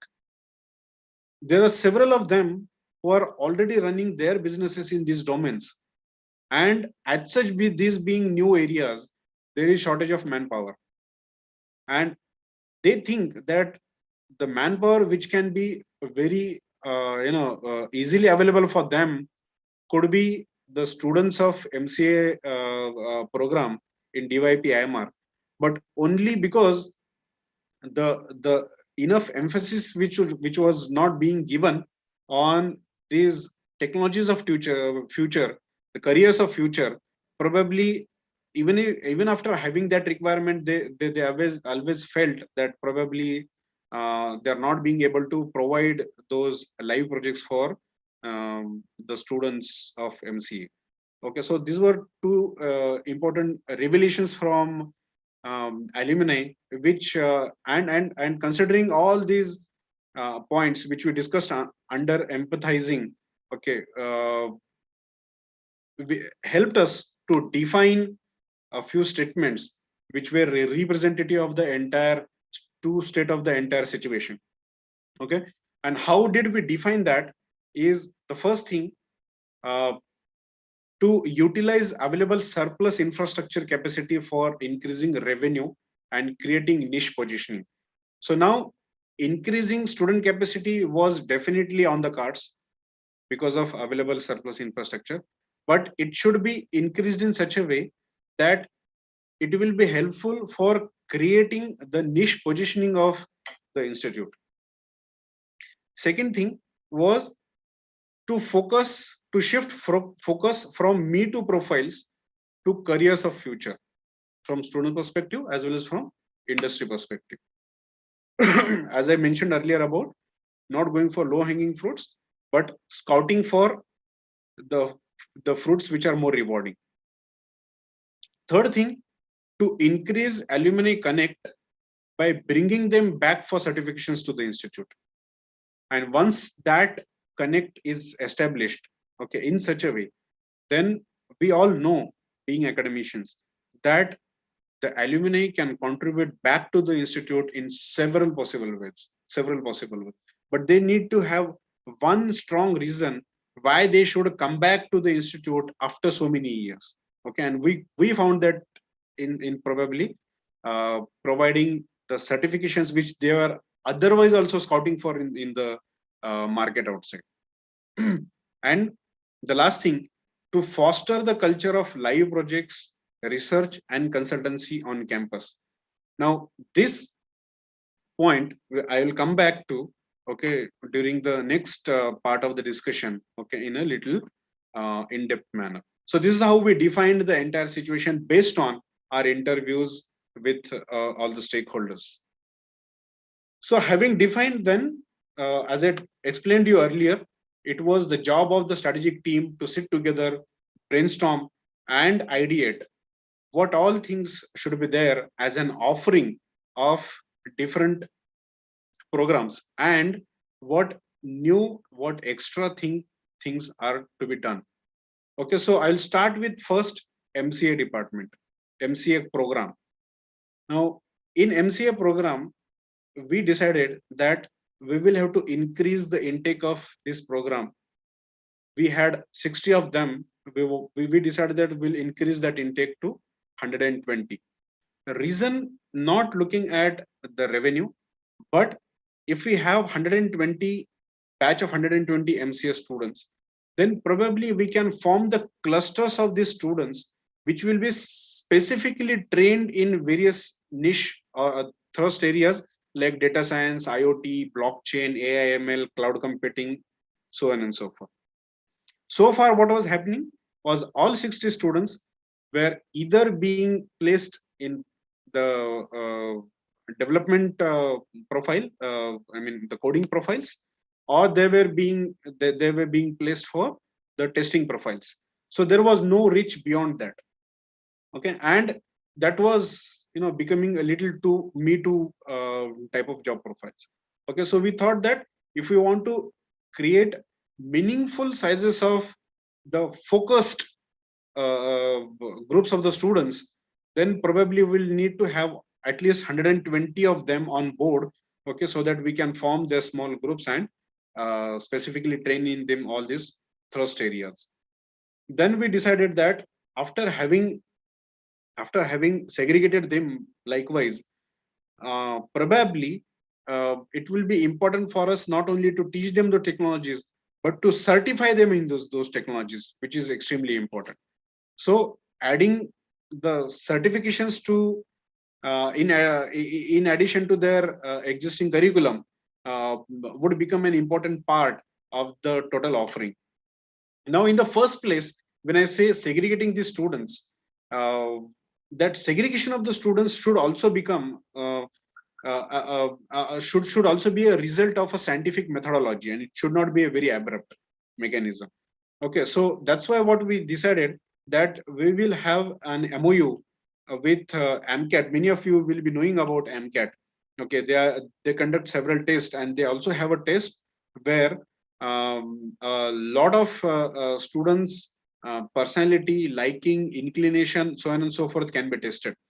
So we decided that we will take the decision of segregating these students as per various thrust areas uh, based on the AMCAT test, and that's why we decided that let's have an MOU with the organization which conducts AMCAT test also. To continue with the um, offering of MCA, we decided that we will also have an MOU with Testbook as an organization, and many of you also will be knowing about Testbook. Okay, and we wanted to utilize this MOU for developing the technical skill set of our MCA students in all these mentioned areas. Okay, so uh, we figured out that probably we can customize our requirement after having in-depth discussion with a Testbook in a way that they will be able to help us to hone the technical skills of our MCA students. Then we also decided that we'll also have different tie-ups, MOUs with industry, with the alumni who are entrepreneurs in IT domain. Okay, for providing the students of our MCA the live projects in all these areas which I mentioned already about. Okay, this becomes a very important part, because we as academicians we all know that how much a live project can teach to the students. We probably will not be able to teach them the same thing in several hours of our intervention with them. Okay, because that is a completely different type of learning. Then we also decided that we'll have a very ambitious MOU with Idea Labs. This is a company based in Hyderabad, which is also IT advisor to the government of Telangana. Okay, and we had a specific intention to enter into MOU with this company Idea Labs. One is we wanted to train our faculties in all these technologies of future. Then we want to certify our students. So some of the certifications we wanted to utilize from Idea Labs. Then most important part is conducting hackathons for them. Okay, which will give them almost a sort of simulation of their practical working, their professional life. And the same MOU we decided that we'll utilize to develop the consultancy projects of MCA faculties in the due course. And the consultancy projects for MBA faculties, because one, they should help us help the institute in growing the rank in the accreditations. And second, and probably most important, is that's where the next set of live projects will come from. Okay, and that's why these consultancy projects for MCA faculties become extremely important, and the seed of that can be sown in the trainings of the faculties through Idea Labs and conducting the hackathons with the involvement of the faculties, so on and so forth. Okay, and then you cannot always rely for the live projects on all outside entities like the industry, the alumni, and so on and so forth. So what we decided that we'll also have a lot of in-house projects. Okay, where the students can be given an opportunity to work. Okay, and those projects could be development of ERP, CRM system, development of chatbot for our website, developing mobile applications for various web portals of the institute. And not only this, but after having implemented all these projects, whatever data collection will be there, okay, that data can be utilized for various analytics projects. Okay, so this is how the ideation related to the offering of MCA program based on what we got to know in the state of empathizing, okay, was decided. So moving forward to the next important strategic decision which we could arrive on based on the empathizing was, rather than adding all 120 students in a course like a program like MCA, where probably we could find out various new opportunities, we decided that we will have only 60 additional students in MCA, and let us have a batch of 60 students for a completely new course called MBA Digital Marketing.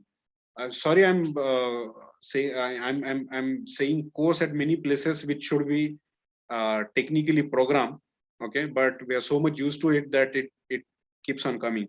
So we wanted to have a completely new niche program, MBA Digital Marketing, again based on what inputs we got from industry. Now, though I have mentioned a few points here related to MBA Digital Marketing, a lot of iterations we have done, okay, because you can understand, I will take a couple of minutes here to explain you a situation that being in a setup under a state university, probably you cannot at your own decide which program you want to run, because at the end that program should also be available in your university. So in the first place, you may not be able to decide everything. You'll have to keep on coming back to your decision in several phases. Okay, the same happened with us when we decided that let's have a program MBA Digital Marketing, because SPPU, our university, did not have this program at all. So we were focused that we want to offer this course, but our university does not, I mean, did not have that course that time. So what was the way out? So then we entered into several discussions with the university authorities to convince them, to persuade them to start a new program of MBA Digital Marketing. And not only this, but along with digital marketing, through various other in-depth interviews with the industry, we had also figured out a few more thrust areas, okay, which in the due course we thought that probably with the existing set of resources we had, probably we may not be able to offer all those programs also. Okay, so when we discussed with the university, we discussed about all those programs.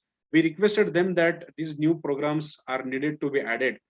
Okay, and I will not go into the detailed discussion related to that, but it was probably there were sleepless nights when our team were trying to persuade with the university and trying to convince them that these programs need to be there, because based on their response to our request, our decision was to be taken whether we will be able to have a batch of 60 students in this type of completely niche program, or we need to go ahead with increasing again additional 60 in MCA, or probably it will be little too much for a program like MCN, and probably we should add 60 more in the existing MBA. So that will all depended on what the university will respond to us. But fortunately, because we were focused, we had done all this homework.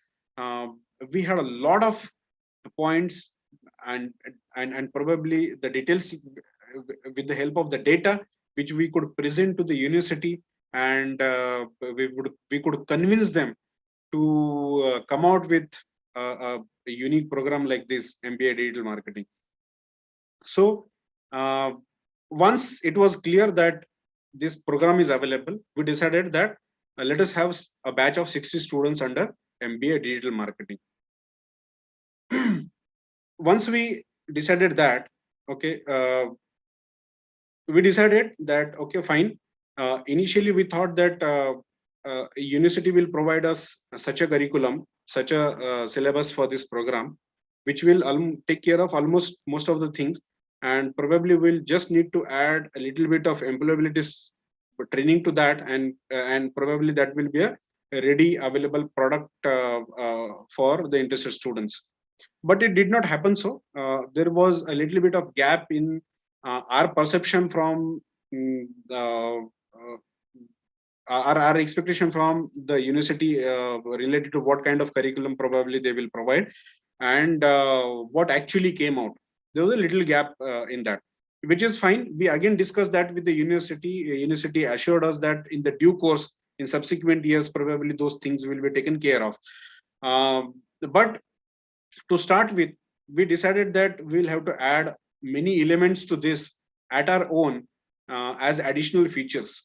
Okay, and we thought that one more important thing was there, that this MBA digital marketing program was to be distinguished from MBA marketing, and also to be distinguished from the short-term certification courses which are there in the market.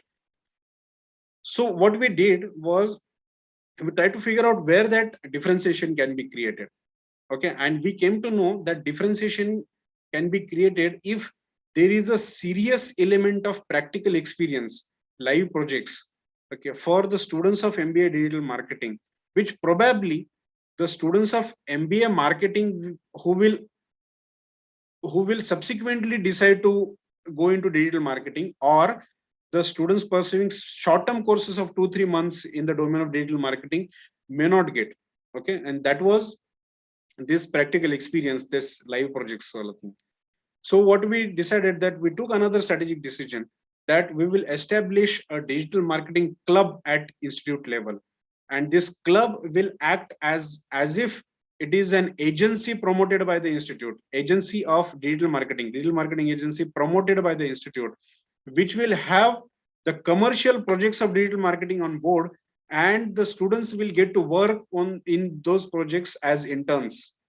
Okay, and I'll also discuss this afterwards with you, but it will not be out of place if I mentioned as a passing remark here that a few months down the line, after having taken this decision, we have a completely developed team, a complete setup of this digital marketing club with us, and we have several commercial projects to work on.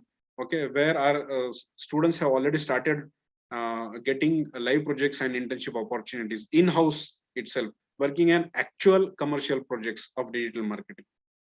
So that time we decided that we will establish this, and we'll provide this as an additional opportunity to the students of MBA digital marketing.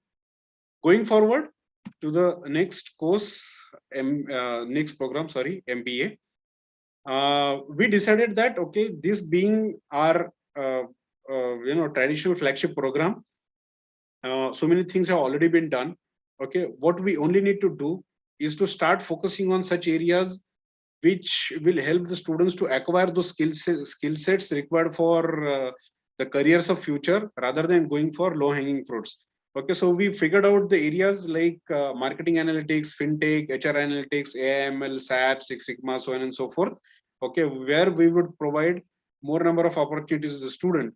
So we decided that we will first sponsor our faculties to upskill themselves in all these domains, and in turn, because they upskill themselves, they will be able to prepare the students of MBA for all such types of profiles. Not only that, if they upskill themselves, probably there will be a new direction and new avenue to their research and their consultancies. Okay, if they could add the element of these new areas, new domains to their research and their consultancy, the students will automatically get various projects to work on. So this is what we decided for MBA.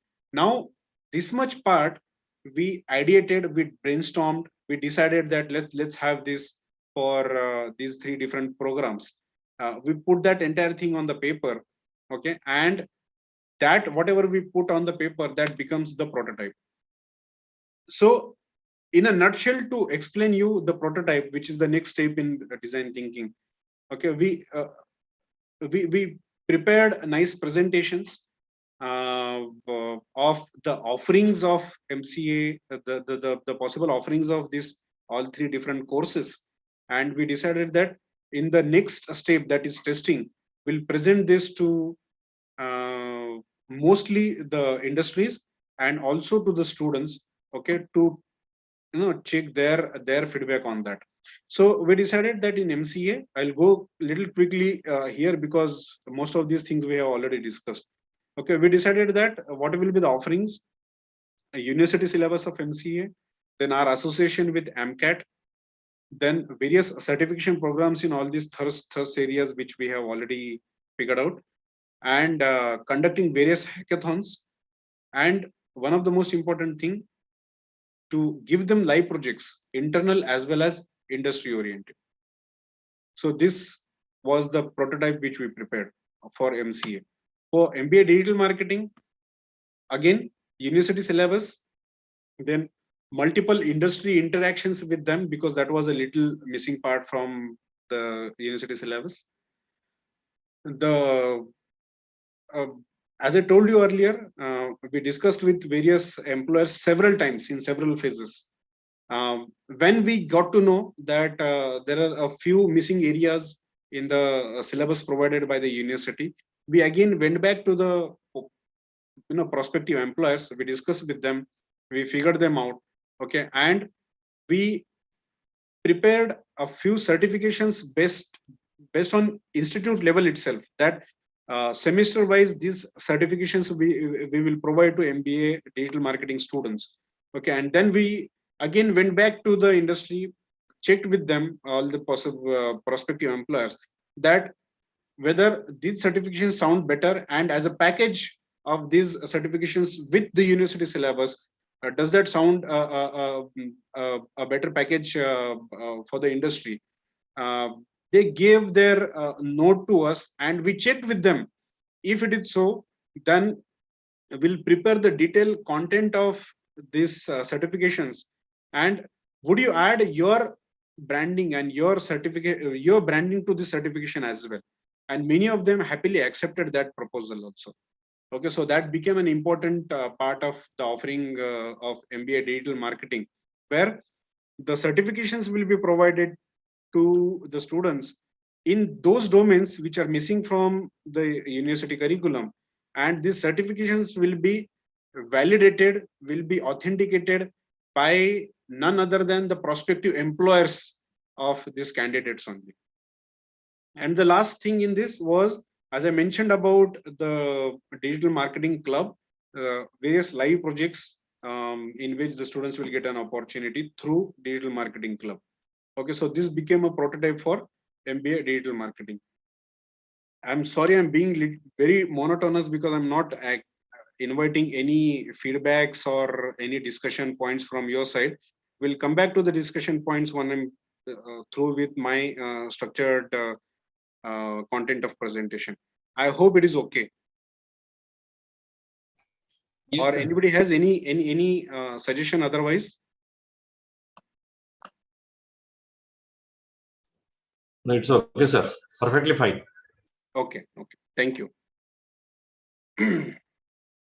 Yes. So moving to the third course, that is MBA. As I mentioned to earlier, there was comparatively in MBA we had a little less things to work newly on. We decided that the prototype of this is university syllabus. It is already proven, being run for several years. Okay, we added the element of training and live projects in these new thrust areas, which I mentioned under the earlier stage, that is ideation under MBA. And we decided that the specific employability training, keeping in the mind that now our focus is shifting from low hanging fruits to the careers of future. Okay, some additional and different training for employability would be required, so that we will add to this offering, and this becomes a prototype for MBA. Now, this takes care of the step of prototyping, and as I explained you earlier, we showed that to the industry several times, okay, and collected very valuable feedbacks from them. And now, what are those feedbacks? Okay, earlier the feedbacks were many, and then the feedbacks started becoming less and less. I mean, they went on tapering to the lower side, and a few important points from their test I would like to discuss here with you. When we showed our MCA prototype to our prospective employers, by and large it was acceptable to them. But one point which we missed earlier, okay, which they brought into discussion with us, was that probably for all these areas, a little more emphasis on the soft skill development and business communication development needs to be given, because many a times the professionals working in these projects are client facing, and they need to have polished soft skills and better business communication skills. When we showed our MBA digital marketing prototype, we got to know that a little bit of this I discussed with you earlier also, that the differentiation of MBA digital marketing from short-term digital marketing certifications needed to be made, okay, more distinct in the overall offering. And the second thing was, which I think was probably very, very important, was digital marketing is such an area where when we talk about the career opportunities, and particularly keeping in the mind the market situation now and what is likely to be there for next 5-10 years,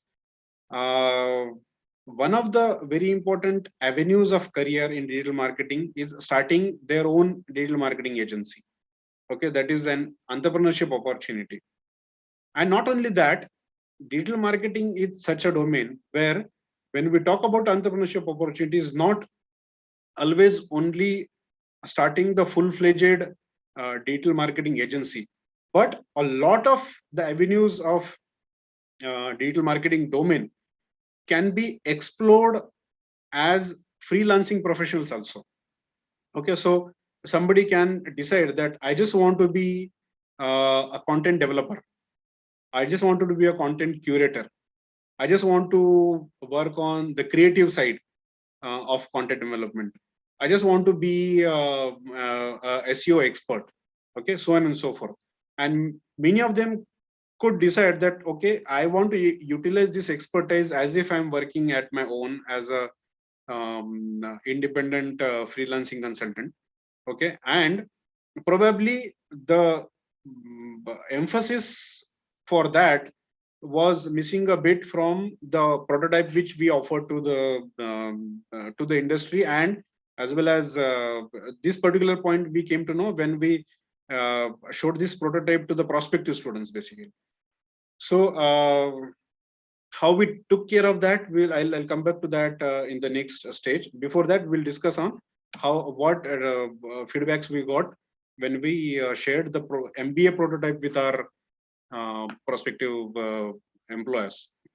So we got to know that probably because we were deciding to prepare the students for the careers of future, and many times the students in the initial days do not have that that vision. Probably a lot of attitude development needs to be done with the students.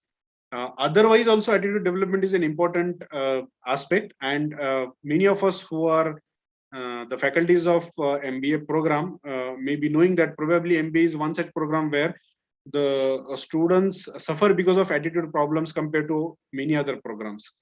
So otherwise also it is an important part, but looking at the type of domains, the type of skill sets we wanted to prepare them for, it became all the more important. So this we came to know when we discuss with the industries, and through some discussions we also came to know that because we were stressing on marketing analytics, HR analytics, so on and so forth, probably a little more focus on the statistics was required in their either in their curriculum or as an additional offering, looking at the thrust areas which we were planning for. So this is how we got several important insights when we tested these prototypes on the industry and a few students as well. So I'll explain you now how we tried to took that feedback back to the ideation stage and incorporated them in our prototypes subsequently. So as all of us know that it is an iterative process, we made a lot of iterations of this. Okay, and I'm very sure that going forward in next 3-4 years there are going to be several other iterations also. So what we did is for MCA, okay, where the industries told us that more focus on soft skills and business communication is required. We started in discussions with IIT Bombay to have a tie-up with them for special training, which will be imparted from them to our students of MCA for developing their soft skills and business communication. Then for digital marketing, because we wanted to create that differentiation of our MBA digital marketing candidates with the with the candidates who have pursued 2-3 months of short-term certification course, what we did is we added an element of industry analysis into their offering. Why so is because when we started working on digital marketing club, we came to know, we realized that probably the agency, the club, can have several different types of clients. Okay, each one of them being from different industry. And as the industry changes, even if the digital marketing tools and technique remain the same, the understanding of client's business becomes an important thing, extremely important thing. Otherwise, we fail to create the desired result, desired outcome from implementing these digital marketing tools and techniques in the project. Okay, just to elaborate this point of discussion a little further, I would like to tell you that we are working on a commercial project with now. When this point was under consideration, that project was not there on the board, but now we are working on a project, commercial project under Digital Marketing Club, where a healer from Delhi wants to create her own brand, and the products which she had to offer should become more redundant. Okay, the brand of hers should be able to drive the movement of the products automatically. Okay, but before that project came to us, 2 years that lady tried with several other agencies, several other freelancing digital marketing consultants also. Okay, but most of them failed to understand her requirement. They failed to understand her requirement. They only kept on doing kept on taking such promotional initiatives where only products were always highlighted and not the lady as a healer was ever highlighted. Okay, so we could do that. We could understand her requirement, and she was extremely happy when we told ourselves that probably the approach is going wrong at this place. We need to change the approach, and we need to project you as a healer as a brand. Okay, and the products will automatically move. She was extremely happy to know that. And when our students, our professionals working with us along with the faculties of digital marketing, they figured out this. They could figure out this because their understanding of the client business was there. The understanding of the client industry was there. Okay, so the same thing prompted us that time. Okay, after having listened to the industry feedback, that we need to add the element of industry analysis into the offering for MBA digital marketing students, because the tools and techniques will come afterwards. The first they need to understand the client business. That is extremely important. Okay, then soft skill and business communication training module was added afterwards, because initially we were perceiving that probably this is a little technical course in nature, so probably more emphasis should be there on the technical things. But then we came to know that if we want to again distinguish this I'll call it as a product, though it is a program, with the short-term training certifications, probably a lot of focus also needs to be given on soft skill and business communication and development, which will be completely missing in the short-term certifications.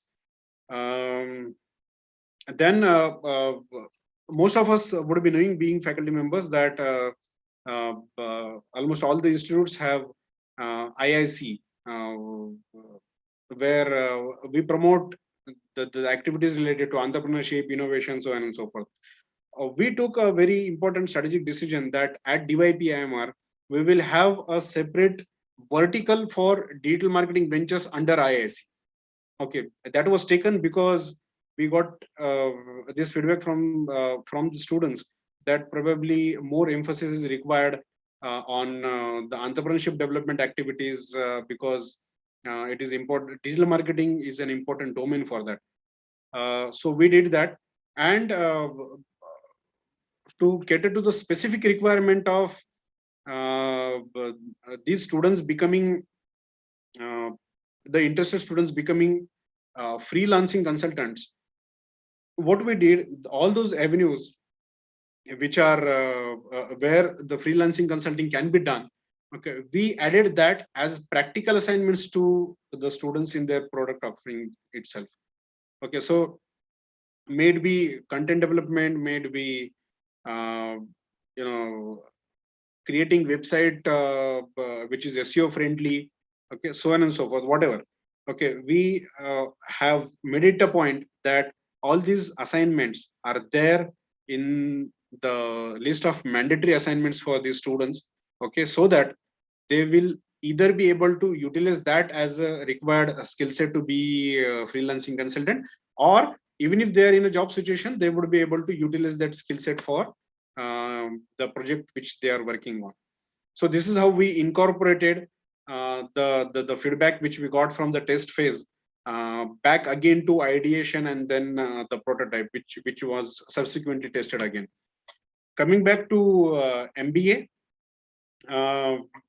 we brought one trainer, one resource person on board who was already associated with IIM A, B, and C as the business communication trainer and soft skill trainer.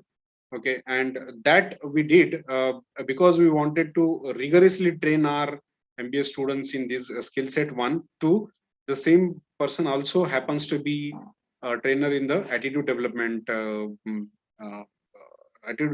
space. So that important addition we did. Then as attitude development was an important area to be added on, we decided that there will be a series of practical assignments where the important takeaway learning would be related to attitude development.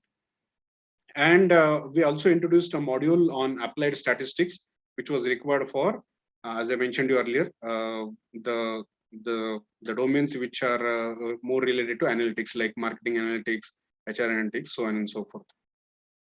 So after having done this, as I already explained you, that it was a series of iterations. Basically, we had several discussions.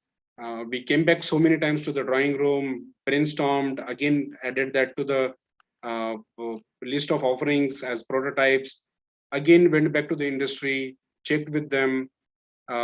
We invited them in the college, in the institute, interviewed them. We went to their premises, we interviewed them, so on and so forth. And as I told you that we have taken this as a 5-year long project. 1 year has passed, and I would like to just give you a little bit of the glimpse that after having taken these important decisions, strategic decisions, a few months down, a few months back. Today we are in a situation where we are comparatively very comfortable for the journey of next 3-4 years.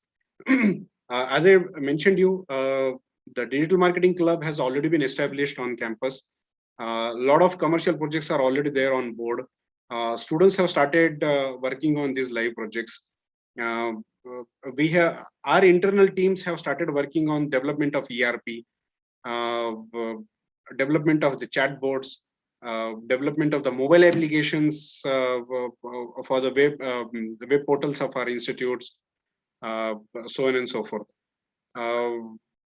We are in the process of gathering the valuable data.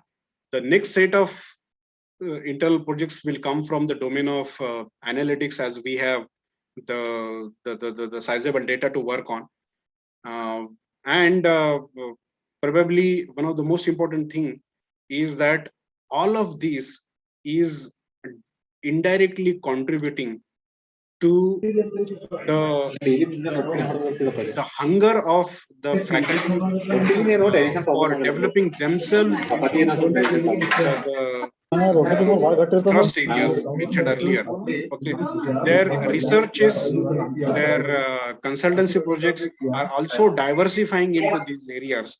Okay, and this will definitely take the institute to a stage where the rankings in the accreditations and otherwise also will definitely be a byproduct. It will definitely be ensured. It's just a matter of time. So we are happy that rather than taking a very haphazard and abrupt decision, we applied design thinking and tried to arrive on some meaningful decision. We don't know whether our decisions were right or wrong. So far, whatever time has passed, though it is a small time, it has tested and proved that most of those decisions to be right. Okay, going forward, we have confidence that probably those decisions will be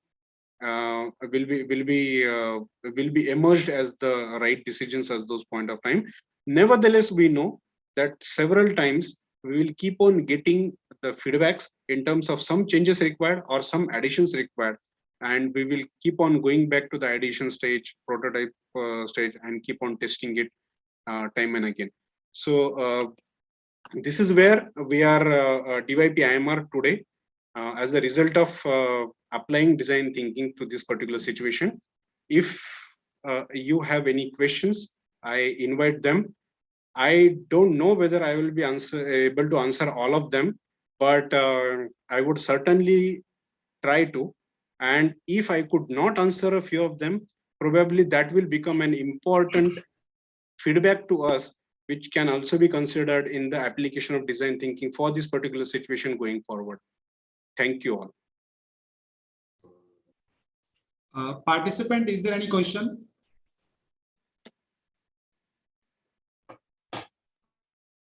Sir, in chat box there is one question. Mm-hmm. Just a moment. What is your opinion?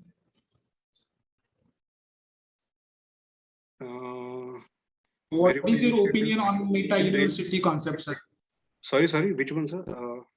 Dr. Rajendra sir is asking the question in chat box. The question, I am reading the question, sir.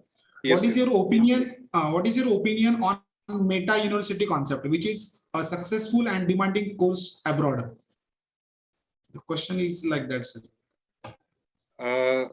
Sir, to be very honest with you, I have not much understanding about this concept. So this is a very good question that you have asked. I would certainly like to find out more details of it, and would like to take as a feedback to us. And we have the contact details of everybody.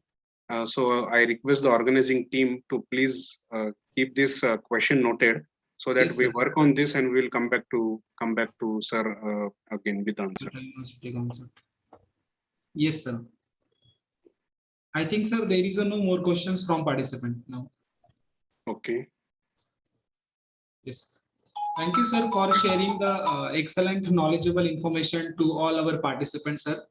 You have gave very different approach to look towards academic excellence by using design thinking. Sir, your role is always as a torch bearer to our DYPIMR Institute, and which is leading to excellence in academic.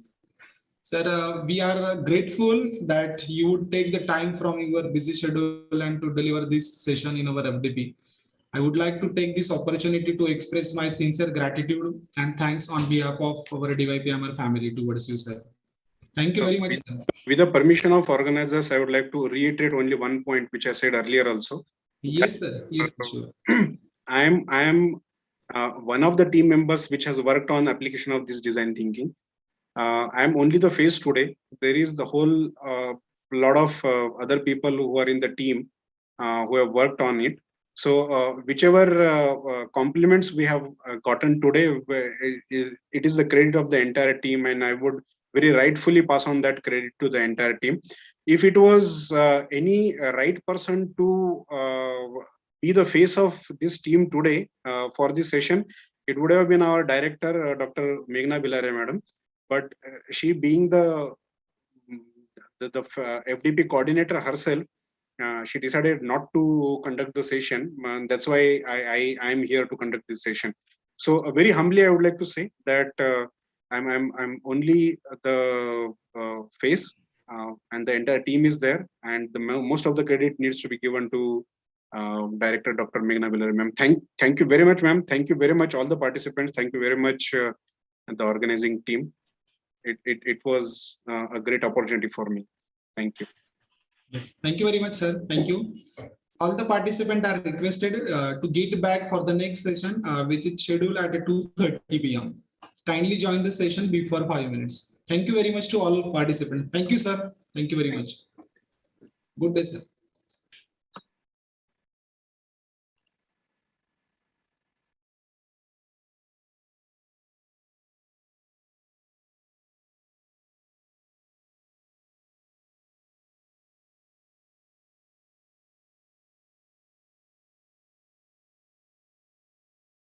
बहुत wonderful programme कर रहे हैं आप, हमको अच्छा लगता है. Thank you sir, ये सब आपका ही सपोर्ट है, इस वजह से ही कर पाते You हैं. deserve a lot. नहीं, it's been really a very good initiative from your side and lot of help and support. I would like to tell all the participants as well. The way you have supported us in entire, this is the third FDP we are doing, but you have been our constant support for us. Thanks for that. Your institute deserve, ma'am. We are not giving anything to you. And thanks for being here with us for this validatory function. Thank you. Continuous pursuance by your team. Sandeep will Samadhan will start. Yes. Sandeep is your strong follower, ma'am. Good afternoon to all. Welcome back again to all the participants for the last session of the fourth day of FDP. We are privileged to have with us our resource person for this session, Professor Gururaj Dangre sir. Sir is an approved faculty in management under Savitribai Phule Pune University. Sir has a total 24 years of experience in academics and industry. Sir is currently head of the department MBA at PIBM Chinchwad Pune. Sir is also head of the startup and incubation cell at PIBM under Savitribai Phule Pune University. Sir is a convener of innovation cell at PIBM under MHRD. Sir received 3 international awards for outstanding contribution in the education sector. Sir also received a patent for startup projects of waste management for British India Company. Sir working as a strategic advisor to more than 21 organizations in Maharashtra in different sectors like retail, schools, research, IT, safety, food products, and etc. Sir did mentorship for more than 41 startups with the various functional areas. Sir has published 21 research papers in reputed national international journal. Sir also authorized and published 8 management books and study mantra e-books Pune. Sir also given a very huge contribution as a resource person for national and state level webinars, seminars, FDP and workshop also. And sir also playing a very vital role as a paper chairman, paper setter and examiner in with Savitribai Phule Pune University. Now I would like to request our director ma'am, Dr. Meghna Bilare ma'am, to virtually felicitate Professor Gururaj Dangre sir.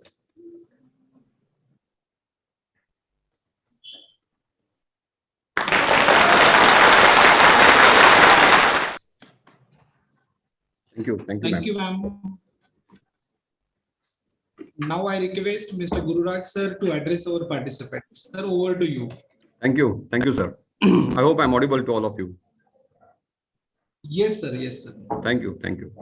So first, my gratitude to Dr. Meghna ma'am, the director of the institute, my colleague and very good friend, Dr. Vishal Vaduskar, and the entire team of DY PATIL IMR for organizing such a wonderful program, which is a need of time right now, through which probably you are enlighten the different professors from the pan India, so that they can change their thinking process, thinking ideology, and to offer maximum for the development of the society in the form of students.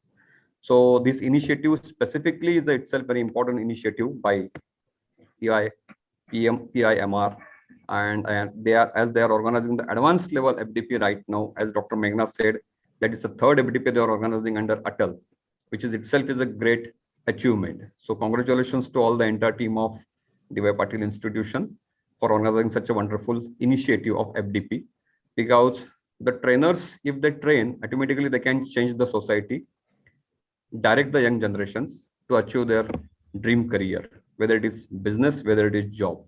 So first, it's a huge gratitude from my side for the entire team. Now, talking to the current subjects, as the FDP is related to about design thinking, innovation, startups, creativity, we can merge many, terminologies in this process, because right now it's a buzzword becoming about innovation and creativity. But is that buzzword specifically related to our domain, or being a professional, can we add a value system in that? That is the crucial question we're supposed to ask to ourselves.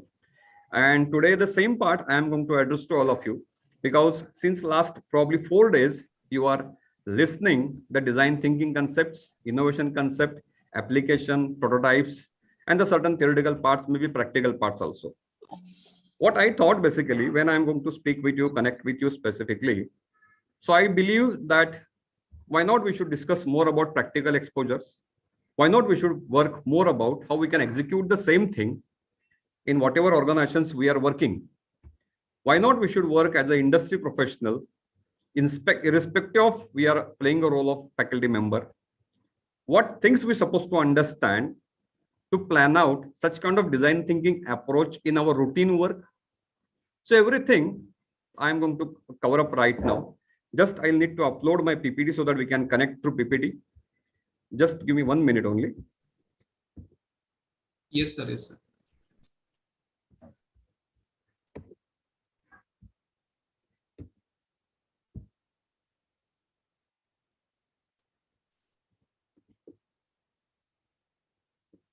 Yes, sir. PPT is visible, sir. Yeah.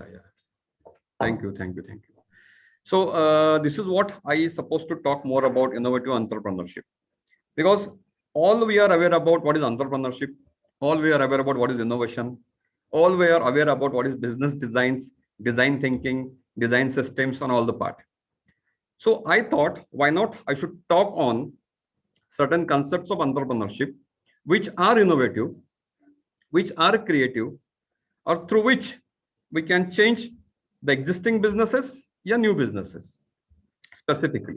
So that's why I thought I should speak on this concept. And as you people are listening this concept since last 4 days, design thinking, and probably you must have, you can comment anything about design thinking because you are listening this concept since last 4 days. So what else we are going to add in this value process? Because ultimately, whenever resource persons comes to us, they add a value system in our belief system. So design thinking is what actually? Simple question. It's changing your approach to do the things, changing in your mindset, changing in your approach, changing in your execution, changing or modifying your behavior, changing or modifying your attitude. Because whatever product, system, business, we are going to change it, need to be changed by ourselves first, simply. So design thinking, in simple word, in my opinion, starts with our own system, our own belief system. Are we enough capable to change? Because in general, whenever change happens, people start resisting. So can we make ourselves capable to change the belief system of other people? That design thinking should be there with us for each and every part and parcel of our life. Ultimately, being professors or being faculty members, we are connected with the students. So can we change the belief system of students by our own process, our own example? We generally ask students to do certain kind of projects, certain kind of industry association. Are we doing it? If it is not, change your approach first. So that kind of design thinking I'm expecting right now, and probably the same part I'm going to continue right now, so that we can at least ask ourselves, or at least we can introspect ourselves. Am I ready for design thinking? Am I ready for innovation? Am I ready for creativity? Or am I using the creativity in my routine work? That all questions we are going to answer. Ultimately, design thinking approach, it's not an old concept, a new concept. It's a routine concept in every business specifically. It's terminology we are giving right now. Ultimately, all previous businesses, current businesses, and upcoming businesses are indirectly, directly following design thinking approaches. It's how you think it specifically. So this is a small picture you are seeing right now on your screen, and that is MRI machine. अगर मैंने यहाँ पे लिखा नहीं होता है MRI machine, so probably it's difficult to recognize what this image is actually. I wrote it, it's a MRI machine, so that we start believing it's a MRI machine actually, because through picture it generally seems like a ship. We can resemble it like a movie like Pirates of the Caribbean, where entire picture is filmed on the ships specifically. So this MRI machine exactly looks like a ship. Now, what kind of design thinking is this? We're supposed to understand what made designers to change an MRI machine like a ship, that to a pirate ship. Simple reason is, once those who have taken experience of MRI machine, they are going to share their opinion that it's a quite dangerous experience. Once you're going to enter the MRI machine room, specifically the sound that machine makes and the ambience that machine makes generally make person feel insecure. Now, talking about the children's, small kids, when it comes to the children's to do MRI specifically, generally kids cried aloud. So that's why the designer created a concept that children can enjoy the ambience, enjoy the machine system, because he can think, or she can think, the kid can think, it's a ship. It's like a ship experience. Simply, same experience of fear, the person has removed simply by designing a machine only, a picturization of machine only. So that we can do in our routine work also. And many companies right now on entire globe are doing the same thing. We just fail to understand what is this actually, because whatever products we are purchasing as a new product or value addition product, it's nothing but change in design systems that we are going to see right now. Henceforth, probably 1.5 hours, I'm going to talk with you about more important aspects of designing, creativity, innovation, or obsolescence, whatever it may be, so that we can update our mindset specifically. There are n number of examples I can give you on how the modern companies, how the companies are actually looking towards customer through design thinking angle or innovative angle, yeah, creative angle. You can name it anything. Ultimate benefit is what? Ultimate benefit is outcome.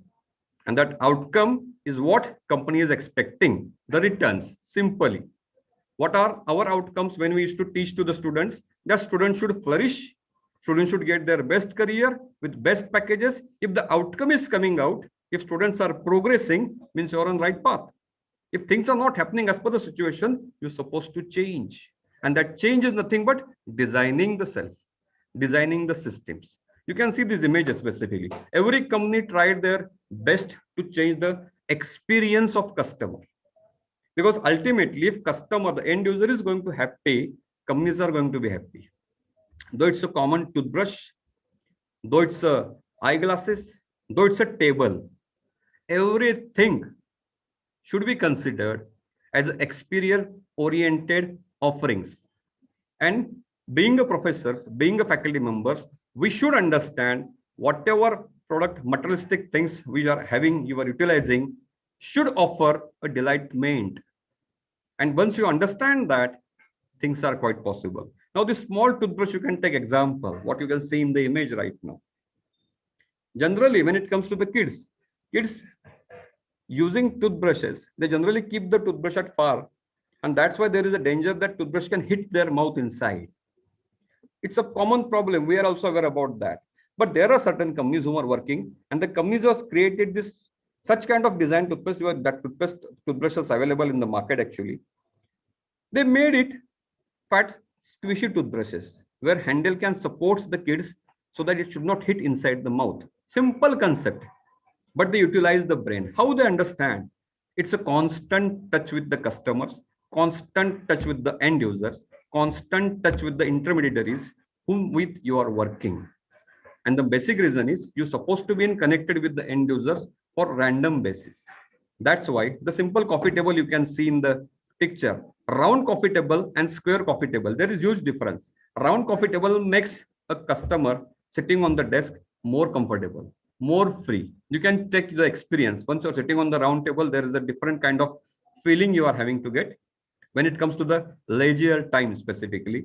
So simple small concepts make us understand what should be our thinking when it comes to understand the design thinking, because I am not going to touch any theoretical part of designing thinking in this lecture, because you are aware about all that part. I'm not going to touch empathy, prototype, something. You know that. How to execute that matters. How to utilize that matters. How to understand that matters for me, actually. Therefore, I specifically believe that design thinking should be for delightment. Delightment in terms of both customers and company. Even though if you're talking about our own examples, we are the service providers and the students in front of us are receivers. Can we design a concept? Can we design a process through which we can offer delightment to the both? If it is, you are on the right path of designing thinking. Talking to the company part, when we consider company part, through your approaches, you are creating a company customers for loyalty, simply. And your offerings make customer happy, satisfied, and delighted. Because whatever experience you are sharing with the customers makes you different, and that creates a brand asset for the company. Therefore, even though we are working in a small product or service parameters, we always need to consider how to offer delightment, because delighted customer probably generally stay brand loyal. And if brand loyal customers are there, your asset is more. Brand asset is more specifically. You can simply charge the premium prices. That's a common marketing phenomenon we have studied. But how to plan it out? That is the main concern. So therefore, my friends, when we are talking about the design thinking, as the name of this FDP is focusing more towards innovation, creativity, and design thinking. So if we consider ourselves as an innovator or an entrepreneur, are we ready for change? Are we ready for an uncertainty which market offers to us? That question, again, you're supposed to ask to yourself, because there are faculty members teaching innovation, teaching entrepreneurship, teaching startup subjects to the students. No doubt you are doing excellent work. I don't want to raise any query on that. But ask this question, are we preparing our generation for the uncertainty or change? Because if there are changes, there are new findings. There are changes, there are disruptions. There are changes, there are new probabilities. Uncertainty is there, new findings are there. So therefore, simply, if we are considering ourselves as an innovative entrepreneur professors, we're supposed to accustom ourselves with a change and uncertainty which market is offering. Are we ready for pandemic? Actually, probably no. We witness pandemic and we are trying to change according to the system, according to the need of time or situations. That approach is simply known as a designing change. You are training your mind as a new design to accept. If you are knowing this, why not we should utilize it in our routine? That is quite possible. Again, the simple part, what people generally believe in innovation. Whenever I talk about innovation, people always think that innovation is something maybe the next Google or next Microsoft with a massive public relation behind it. Why? Why it should be like a next Google or next Microsoft? Why a product appearing on front page of the newspaper should be innovative? There is no need at all. So what made actually a product or service innovative? It's your approach. It's your creativity. And that is the main part. There are n number of companies whom are doing excellent in their product specific domains, but hardly aware by many customers. Just like Sensity is a company, basically. You can Google on the Sensity on my Google, specifically get the reasons. It's an Australian company doing wonders. And because of that company, many changes are there in AI systems, farming operating systems. Nobody knows probably that. And that is something I specifically believe. There are certain products like philanthropic products, which are making customers to change their approaches towards human behavior to human society. And that is expected in innovation or entrepreneurship, because innovation, entrepreneurship doesn't work on product and service only, rather it works on social innovation also. So all that part we're supposed to understand when we are working for business domains. And as we are talking about the business domains, and any kind of business specifically works on such structures. Now, you all are aware about such structures. When it comes to the business model canvas, what parameters are important, you are equally aware. I don't want to stress more on this, because we know it's a collaboration between you and the partners make the product success. Now, when it comes to the collaboration, it covers everything. It has a holistic approach when I consider this business model, because the business architect, the business designers, the business engineers, the business promoters should understand, the mentors of different business should understand the importance of holistic growth in all this domain. Because there are people I have seen that do business, they start doing business on initially till break even, we can manage, we can sacrifice. Why? If you're doing business, you should get returns. And that is my objective of doing a business. So business you are doing, no doubt, till BP you're supposed to wait. But why? We're supposed to change the approaches in terms of diversifications, modifications, or other part in a design way so that we can get the maximum returns, because business is not there for a social cause. It's about for your own benefits, the return benefits, profit benefits, and that should be there specifically, my friends. And that's why when we generally prepare the business designs, business models specifically, we're supposed to understand each and every terminology reflected in the screen at an important aspect.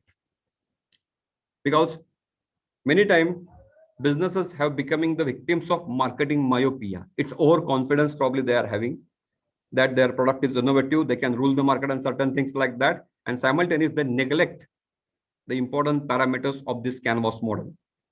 And anyhow, in future, probably this kind of businesses are facing issues. Even big brands also failed because they neglect certain important parameters because of overconfidence. So that should not be there when we plan about a business model canvas. And therefore, such kind of important parameters we always need to consider in our mind whenever we are working for or designing for a business. Therefore, how we can plan it for the innovations generally. Now, this is a general observation which you can see in the slide. Companies start believing that they need to innovate themselves once they are having the saturated market, or using the outdated technology which there is no use, or there are changes happening in the industry, or they fail to cope up with the global innovation index, or in what pace market is moving out, or if customers are not satisfied. Why? Why we should wait for such kind of happenings? My simple question. Why we should not work properly from the day first if you are offering the services to the customer or offering product to the customer?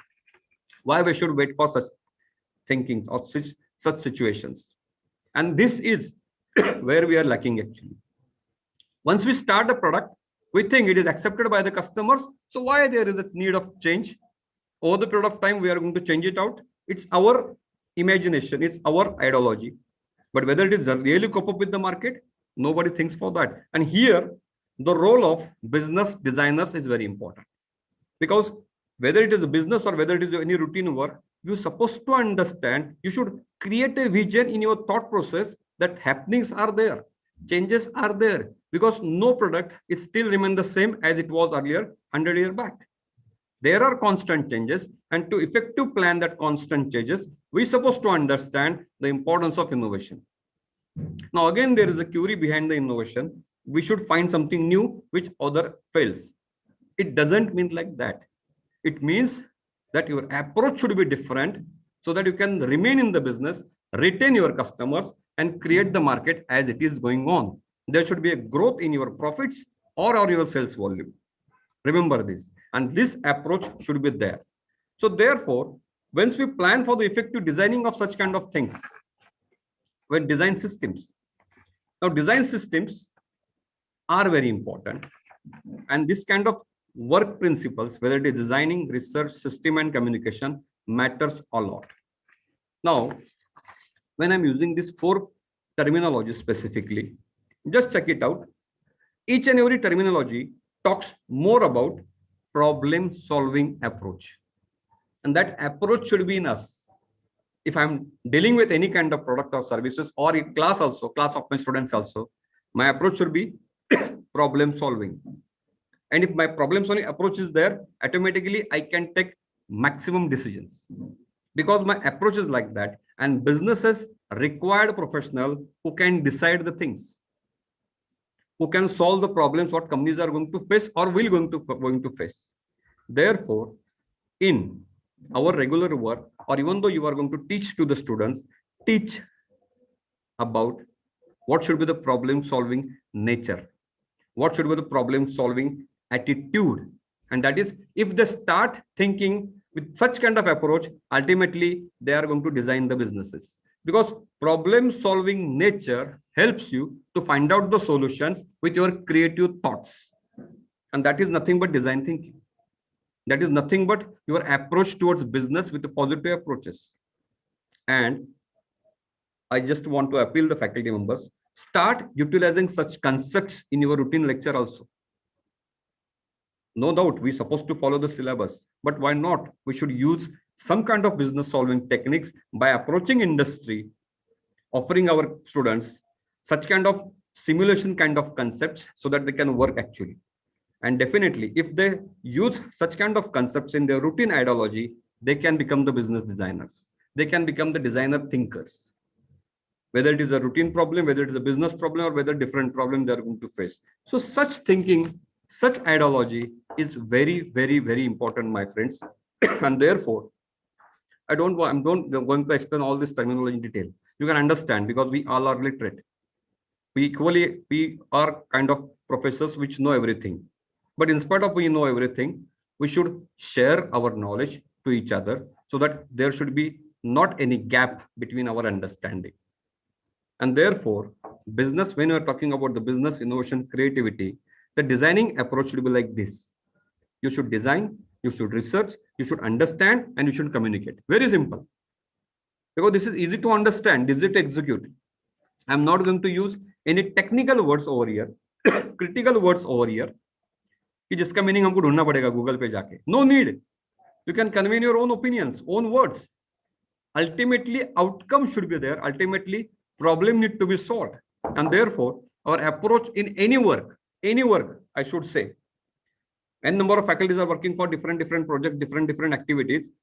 Take your approach. Through that, you can create something new. And that is designing thinking, my friends, simply.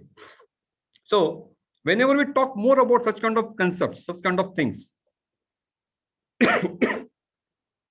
we know all concepts revolve around these 4 principles: creativity, invention, innovation, and entrepreneurship. Now, what is the logic behind studying all these concepts? Because anyhow, we are aware about the actual meaning of these concepts. Creativity, we know. Invention also, we are aware about what is invention. What is innovation, we know. But the approach of our understanding is different. We know it with the theoretical aspects. I want the same concept in the practical approach. Because practical approach, can make you more related to the industry, more related to the problem solving nature. So we're supposed to understand the importance of all these 4 parameters, because if you could remember, our headline of today's discussion of this FDP is about invention, creativity, innovation, and design thinking. So that's why I thought, why should not at least I should add this slide so that we can check what is the role of creativity and innovation, invention, entrepreneurship in design thinking, in designing our brain, designing a product or designing a service. So let's start with the creativity. Now, creativity is what actually? In simple way, you are creating something new. Is it the exact meaning? Probably yes. So creativity is specifically an act, we can say, which channelize imagination into something concrete, very simply. Now, this is the first stage of a design. I'm again coming back to the design. This is the first stage of design where ideas start to actually take the form. Relate this term with the design thinking. This is the first step of design where ideas actually start taking the form and a plan can be developed. Try to understand creativity in different angle. Now, if I am going to relate this creativity with a product or example, one popular company flashes to my mind, and that is Uber. You all are aware about Uber. Ola is a replica of Uber in India. But I must appreciate efforts taken by Uber as a pioneer of the ride-sharing industry.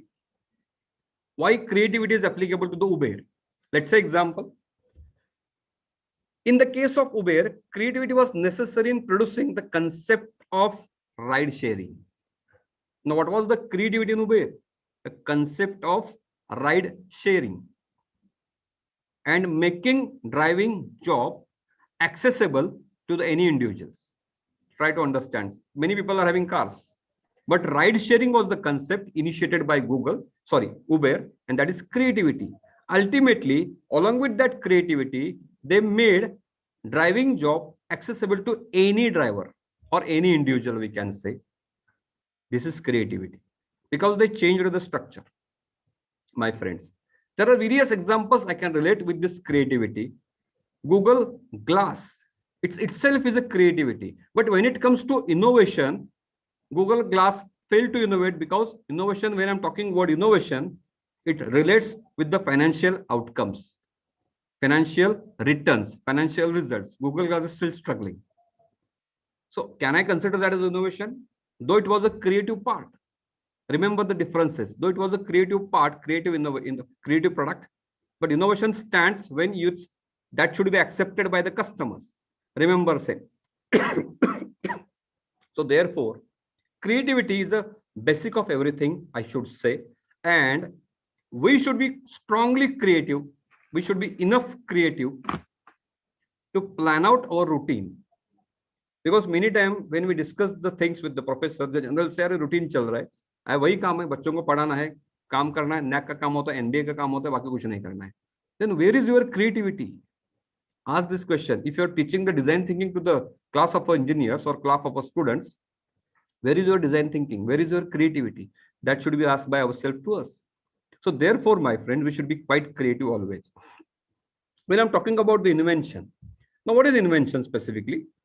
It's nothing but a physical creation of a new concept or idea. Yeah, you are aware about that. Now, in the case of Uber, again, I'm taking the case of Uber. What is the innovation? What is the invention? It's about best product design, best business model, and excellent working prototype they made. Remember, creativity, ride-sharing concept, making driver job accessible to any individuals, invention, excellent product design, excellent business model, and excellent working prototype. That is invention, my friends. And therefore, I consider Uber as the best example while I'm giving this explanation to the creative invention. Now, when it comes to innovation, what is innovation? Innovation ties everything specifically together in business.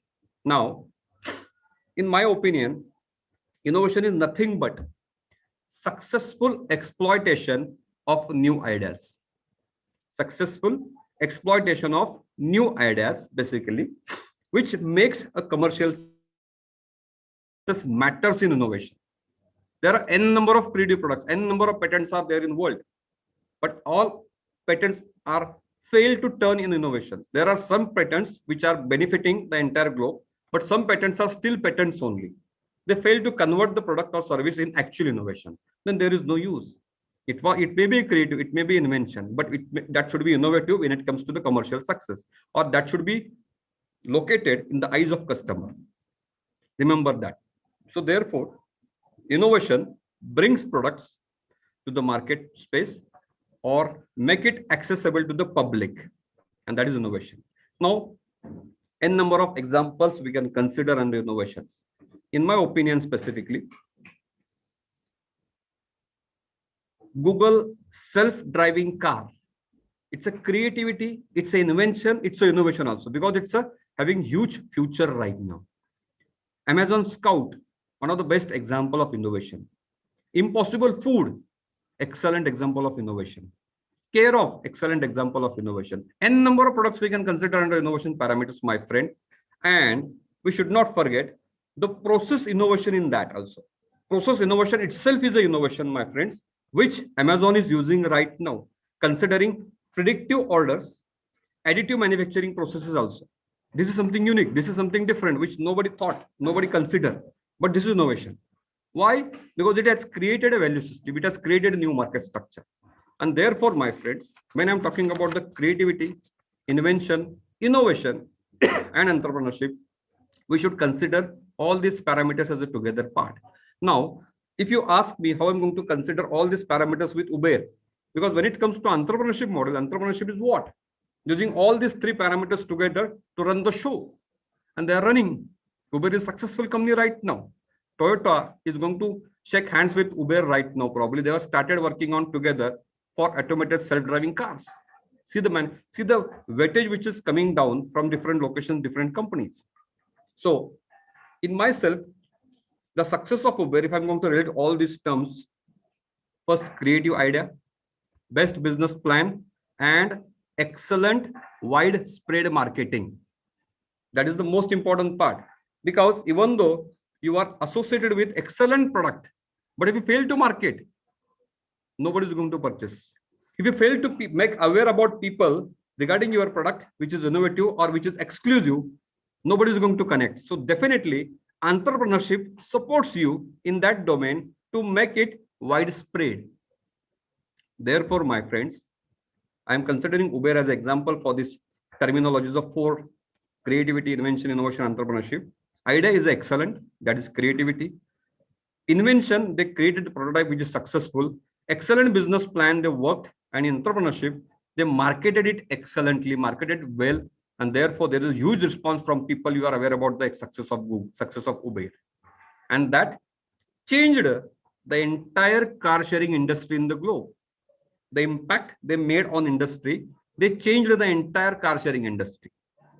Huge, huge, huge success. And that is I can say, this is how we're supposed to understand the creativity. Now, when I am considering innovation and creativity as example to understand the business designs and systems, innovation and all these three models we can see in the picture, technology, market, business, should work in hand. And that is very important part. Let's say example, if I am having a wheel, a separate wheel, separate engine, and separate axle, there is no use. But if I'm going to put it together, it's going to be a car, simply. And innovation and all these domains work like this. So market, technology, business model, and innovation should work together so that you can plan your business model effectively. Therefore, my friends, your knowledge about business, your knowledge about innovation, your knowledge about technology should be excellent. If you are fail or if you are weak in that domain, outsource it. Very simply. Because nobody is blessed with all this excellent brain capacity. There are limitations for each and every individuals, no doubt. But we can collaborate, we can share, we can outsource, we can ask, and that people are forgetting right now because of kind of self-dominance of their own knowledge. And therefore, in design thinking process, we should design our brain first to cope up with such kind of situations in terms of collaborative work, in terms of associated works. And for every business, their success lies behind collaboration, ya fir all this use of terminologies on their own. Always remember. Now, as we are talking about the business, we know businesses are disrupting right now. There is a wave of disruptions coming, and we are becoming part and parcel of that. You can see in this slide, various industrial sectors are changing. Various industrial sectors are having lot many changes, and that's a constant change. It's a updated change always, and many industries are going to be changed in coming days. How this actually works, I can call it as a disruptive economy. Very simple word. Why? Many companies are running behind such kind of process, such kind of things. And there are great examples of companies who understood the importance of disruptions and plan their businesses accordingly. I can consider them as a excellent business designers. Take example of Netflix. We are using Netflix $4.99 subscription, or any subscription amount they are charging right now. From a DVD to OTT platform, see the transformation, disruptions. And they know the pain area of market, they know the opportunity area of market, and they changed themselves. Wikipedia, very common, which is most neglected by many people. It's a kind of a disruption. People forget that. Encyclopedia, we used to purchase previously. Wikipedia, everything is available.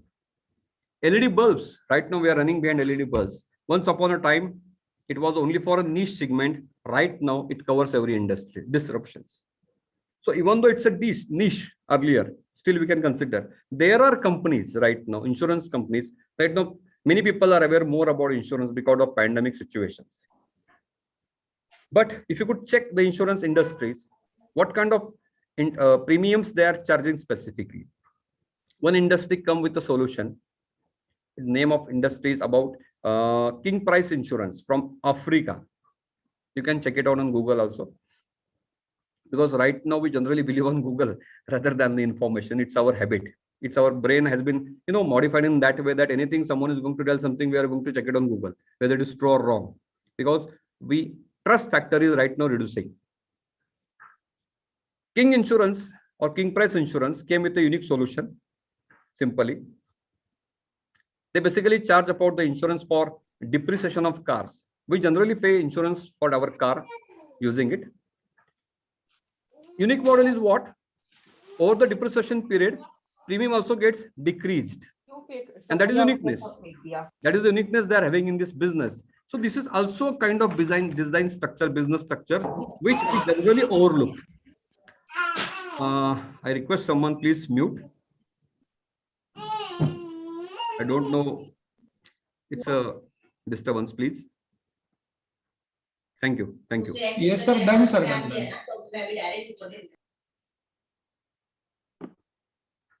Sorry. Very sorry. Yeah. So as I'm talking about the way of disruption, we should understand equally the importance of innovations and how innovations are playing the crucial role in this business systems. Now, these are certain types of innovations which we're supposed to understand in detail.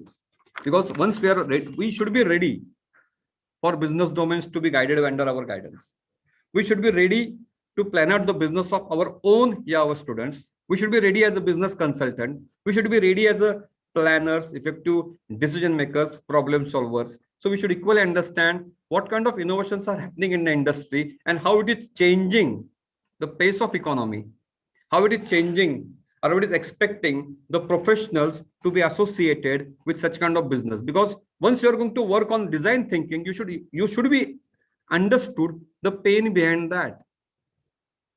And therefore, to function yourself in an effective way, you should equally understand the types of innovation what's happening right now in the country. That's an example of architectural innovation. What is architectural innovation and why there is a role of architecture innovation in business design thinking?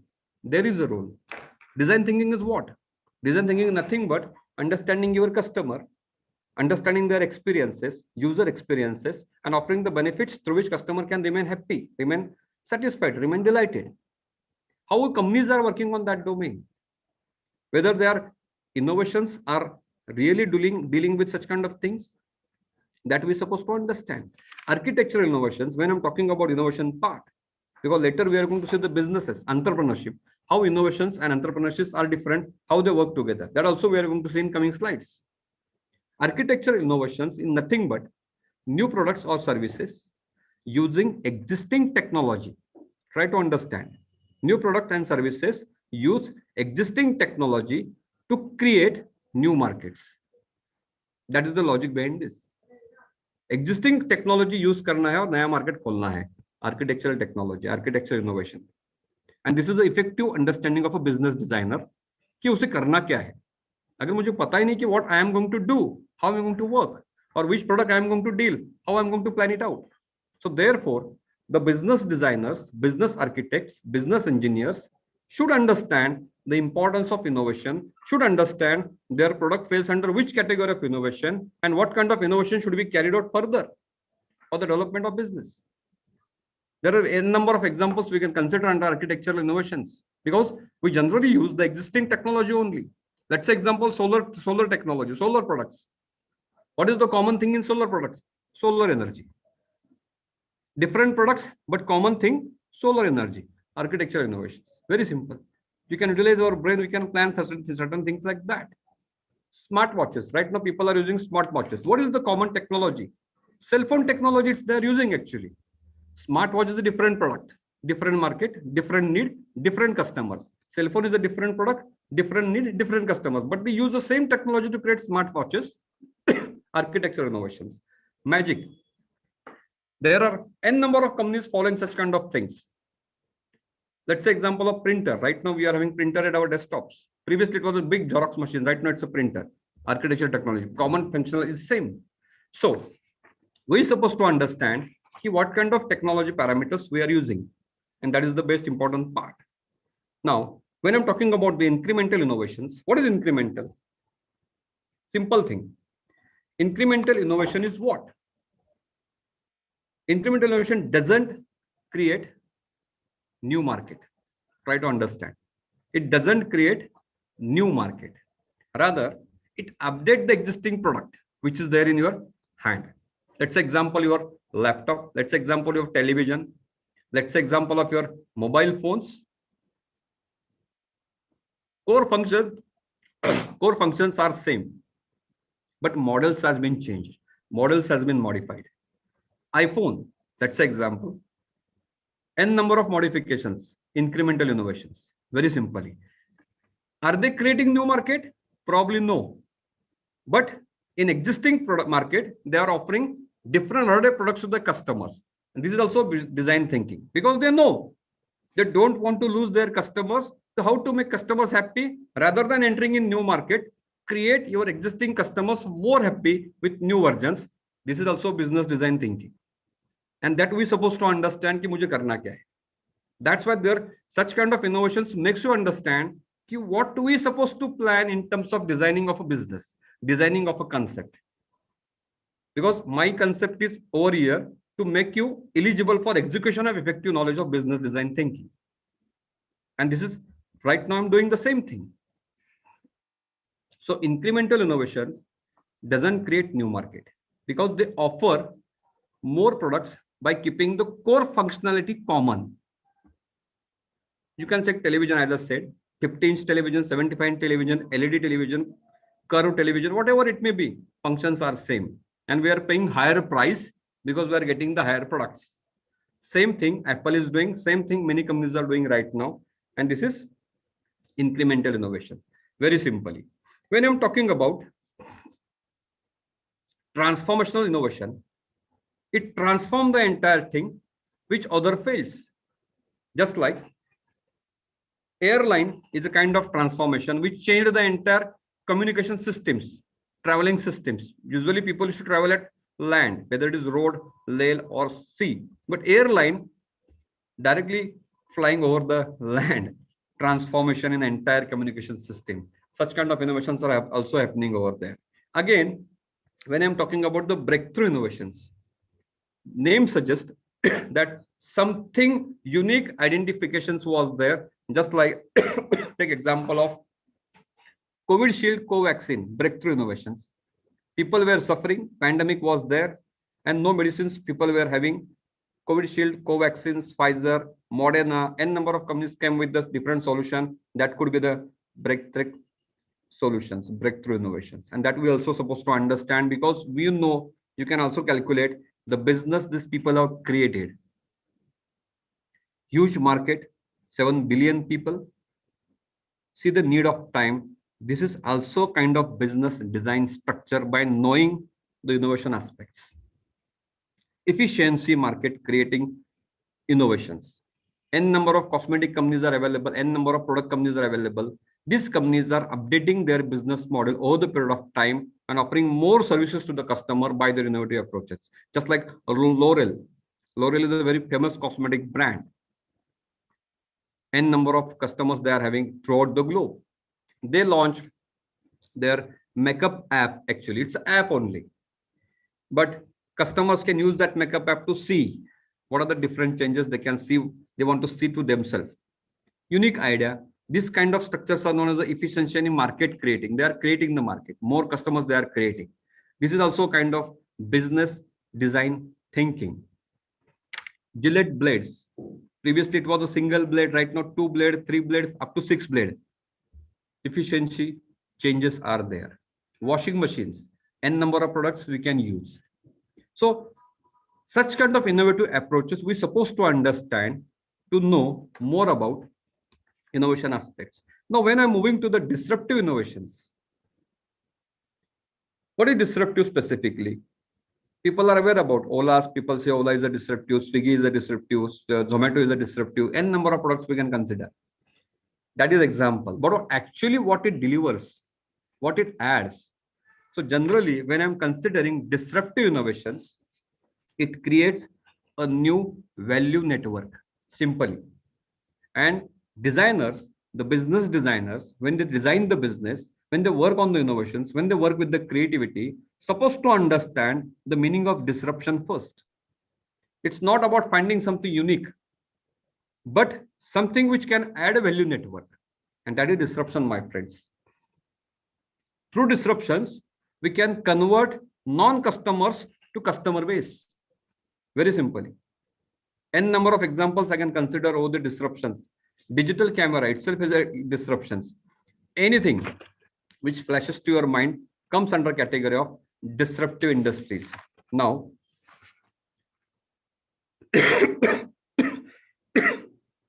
disruptions are generally made by the new entrants rather than the incumbents.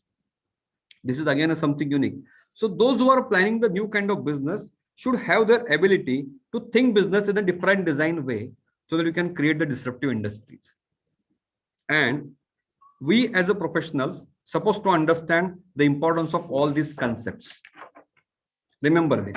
And therefore, disruptive word right now is a becoming buzzword right now.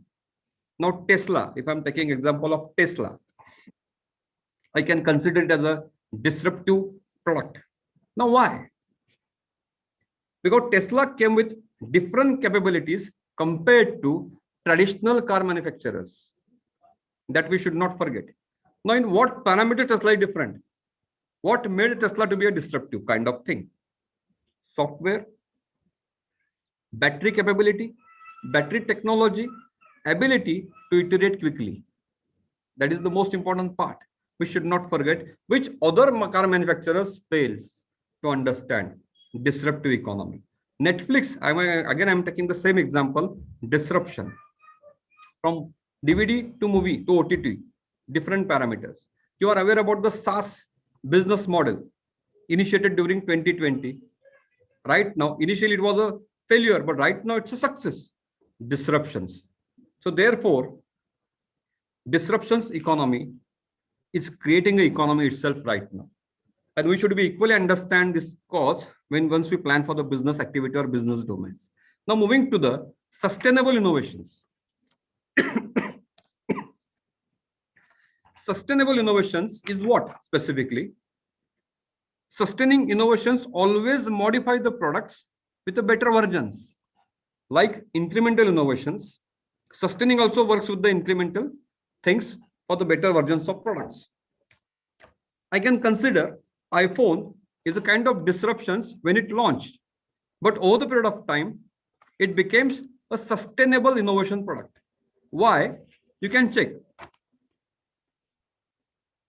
What is the business model of iPhone?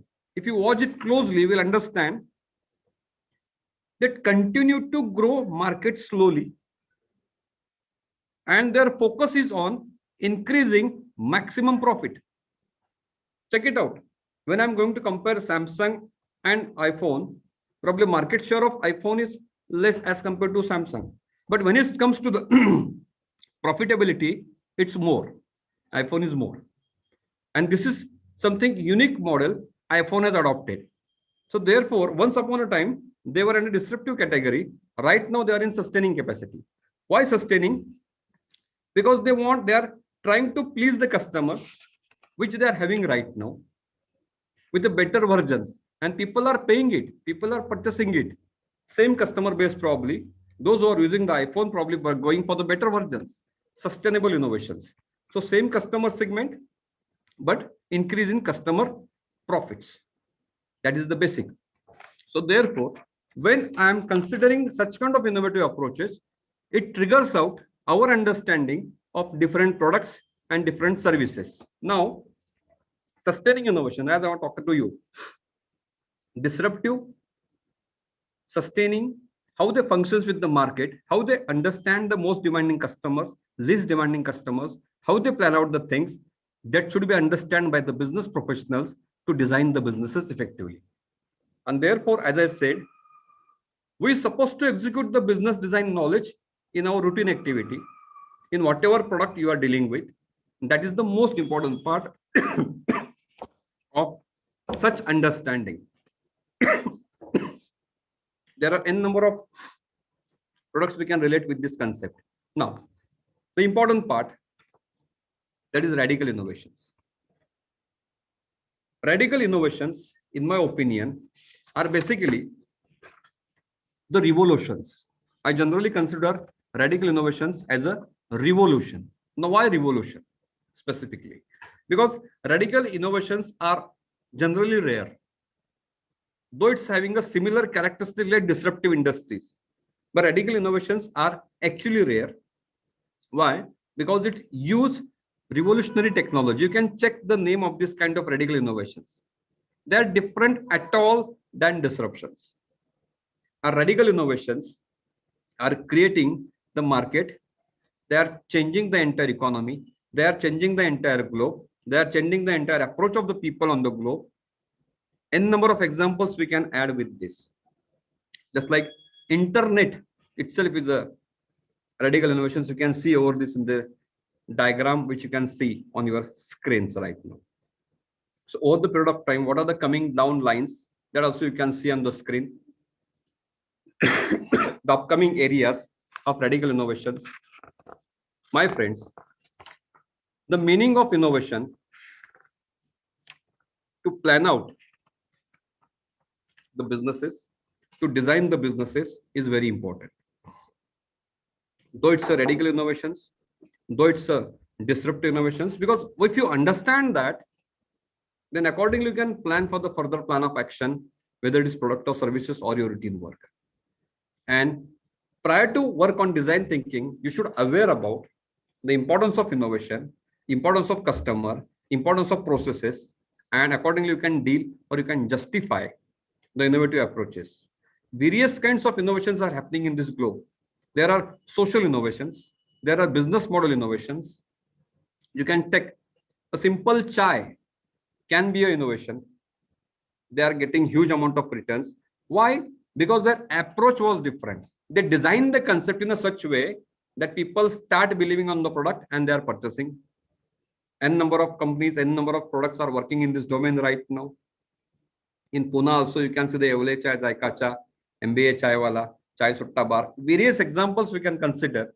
They know how to innovate the product even though it's a common T, approach changes, and that approach is known as the design thinking of a business. You should understand the customer trend. You should understand the competitor aspect. You should understand your key strengths, and you can plan the things. Simple. People may call it as an innovative approach. Let them call. But for you and for me, it's a business approach. It's a design approach of yourself. Therefore, I said, if you want to work more on the design thinking, first change your approach. Change your brain to be ready for design. Change your brain to be ready for innovative approaches. Change yourself to accept the changes. Make yourself for the change to accept. Very simple. And my friends, you can see on the slide, n number of innovations we can call it as an innovation. There is no binding limit for innovations.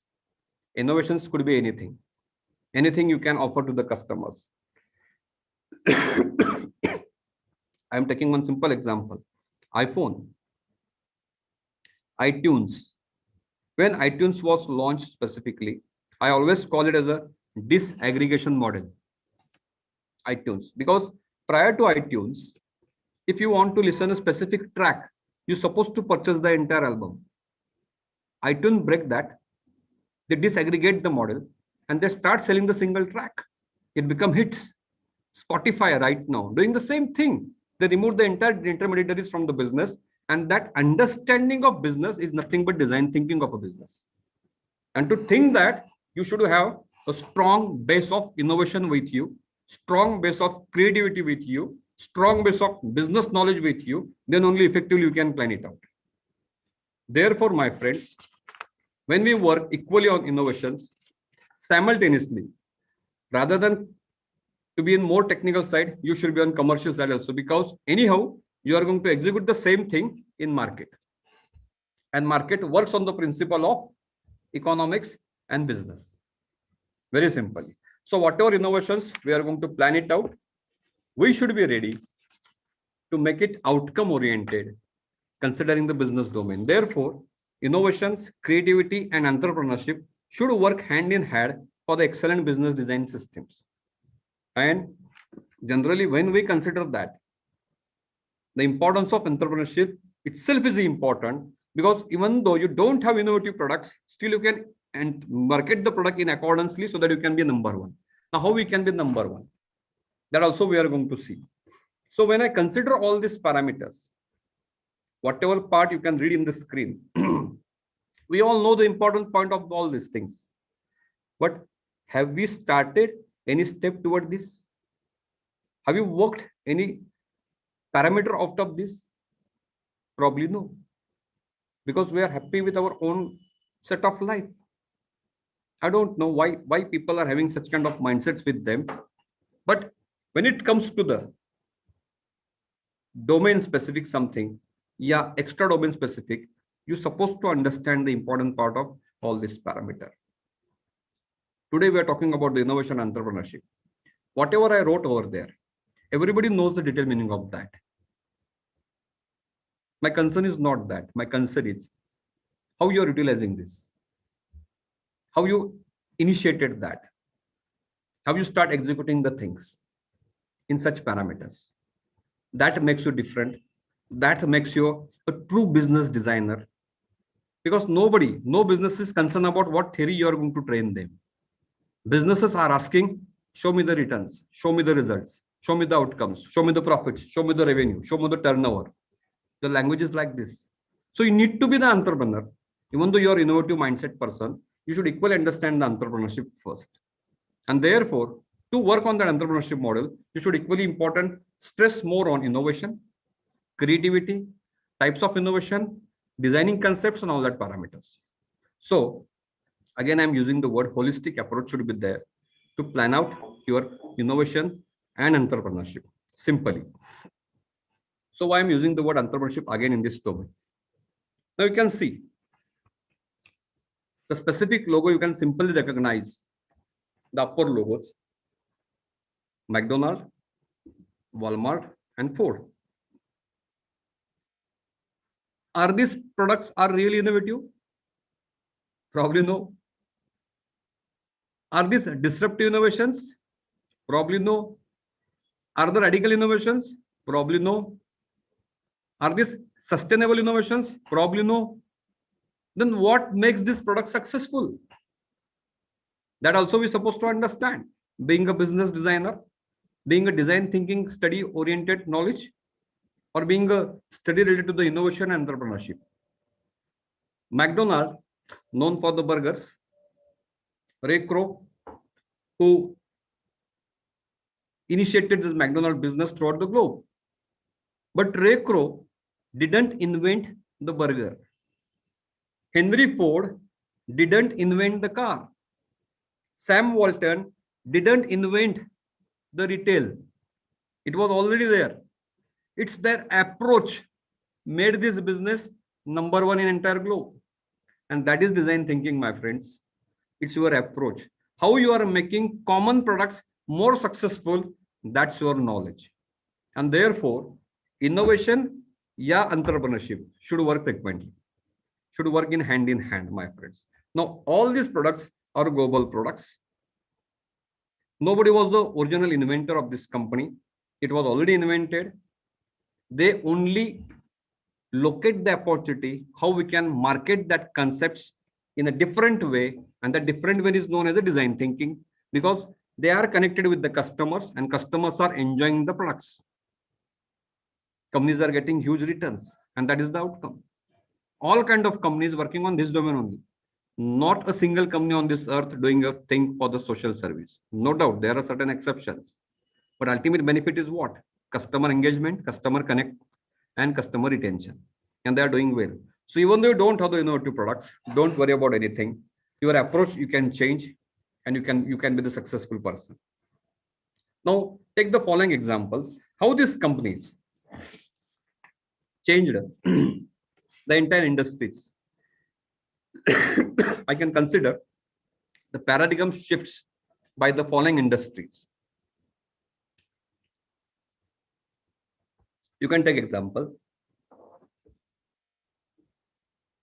Amazon changed the entire retailing structure. Excellent success. Because they impacting the other industries to change. And they successfully manage all these things. Apple, again, I'm taking an example of Apple. They changed the entire music industry with iTunes and consumer electronics with the quality approach. Impacted industries. Airbnb, no inventory, no hotels, nothing, but changed the entire accommodation industry. And that is entrepreneurship. Are you getting the point? Their approaches matters. Their design thinking in business matters. And that business thinking should be with us always. We should see even a common product with a different angles, and over the period of time, we can cover up that situations.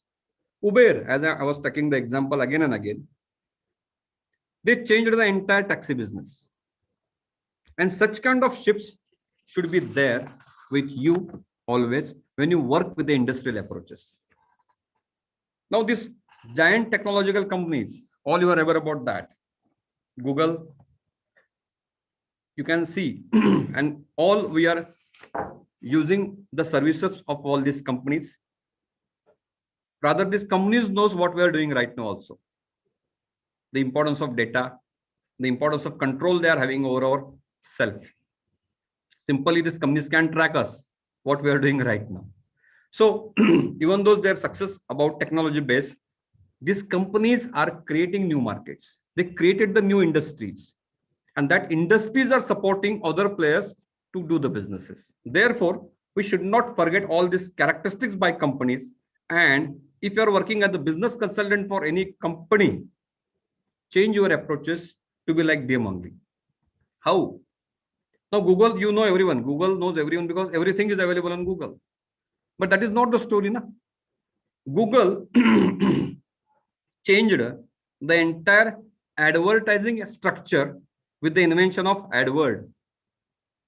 An entire marketing structure has been changed because they invented AdWords. This is the uniqueness. We should not forget about the uniqueness. Facebook, when I'm talking about the Facebook, established a social network market. Try to understand how they created other markets. And that markets creation itself is a business design thinking. You should create opportunities. You should not be selfish in terms of your own product. It is required, no doubt, for getting the profits. But simultaneously, you should open new avenues. New portfolio should be there. So Facebook has created a social network market. We should not forget that. WhatsApp, they established a personal communication market. That is something you need. And because of WhatsApp technology, n number of companies there in the list. They are providing the services similar like WhatsApp. But forget about all. Who invented, who created, who marketed, who used the technology, who used the innovation, who used the entrepreneurship, all these people. STEM, online gaming factor, licensing games. Best example of such kind of companies I am giving you because they created the new market, and this is innovation. This is business design thinking, how they approach the products. There are certain companies, they're also doing wonders with whatever products already having in the market. There were products in the market, but their approach change and product becomes successful. And that understanding matters again for effective business design thinking approaches, my friends. You can see the n number of products I listed in this slide, whether it is Adidas, Slack, Polaroid cameras, 9-tone day, n number of companies I can take as an example. How these companies are modifying themselves. Polaroid camera, the instant film camera, you could be remember. The aesthetics was not good. It was a bankrupt company once upon a time. Right now, they reinvented with the new aesthetics. It has been accepted. Companies are doing wonders right now. Adidas, n number of competitions, still approach change, new variety change, same material, same design, same concept, approach changes, company changes. Nintendo, gaming industry. You can take example of gaming industry right now. Everyone is available on online game platform. But who innovated, who created this platform? You must be remembering Pokemon Go game. Why Pokemon Go was successful enough? What is the logic behind that business design, that innovative approach, that conceptual framework? Company worked. Simply, excellent virtual reality elements. Success of Pokemon, I'm talking to you. Gamification structure and commerce at scale. Commerce, the word I'm using because benefit should be there. You should not be strong in all technological domains, and you should not fail in the business domain also. Everything should be with you. Pokemon Go was the best example. Right now, you can enjoy the PUBG and certain games are there, virtual platforms games are there. Nintendo, it was a game only. Same example I can consider as a Cadbury chocolate. Cadbury James also. James was made for the children's. Right now, they are selling to the adults. Approach change, product success, design thinking. And this design thinking is going to help you, my friends, to plan out your businesses. Therefore, when we talk about business and business, we should equally focus on n number of products, n number of examples, so that we can learn and we can grab the things or we can change. These are the n number of examples I have given you. Unwelcome greetings. Right now, everybody is working on pranks and memes. They are selling pranks and memes very simply. Netflix, again, I'm taking example because this is a great GoPro cameras. It's even though it's a niche market they are having about the sports lover, still it is number one. WeChat, Dollar Shaving Club, it's subscription model of a, they're selling simply shaving kits, but it is doing wonders. This is something innovative I am sharing with you. Why? We're supposed to be ready for the business designs. Then what it means actually? What it means seriously? Are we thinking for businesses with product and service only? Probably no. Then what should be ready for that? Specifically, when I'm talking about this business domains, business designs, innovation, creativity, invention, design thinking, we should think beyond product and services. How? If you are doing a business, in what domain you are going to get more returns? Either our mind says एक तो अपना product अच्छा करो या service अच्छा करो, उसको बेचो. Whatever customers want, accordingly sell it. If customers thinks that this pen should be in a blue color, make it blue color. If customers say there should be a rubber grip to this pen, add rubber grips.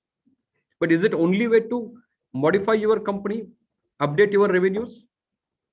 No. So that thinking we should generate in ourselves to think beyond the product and services.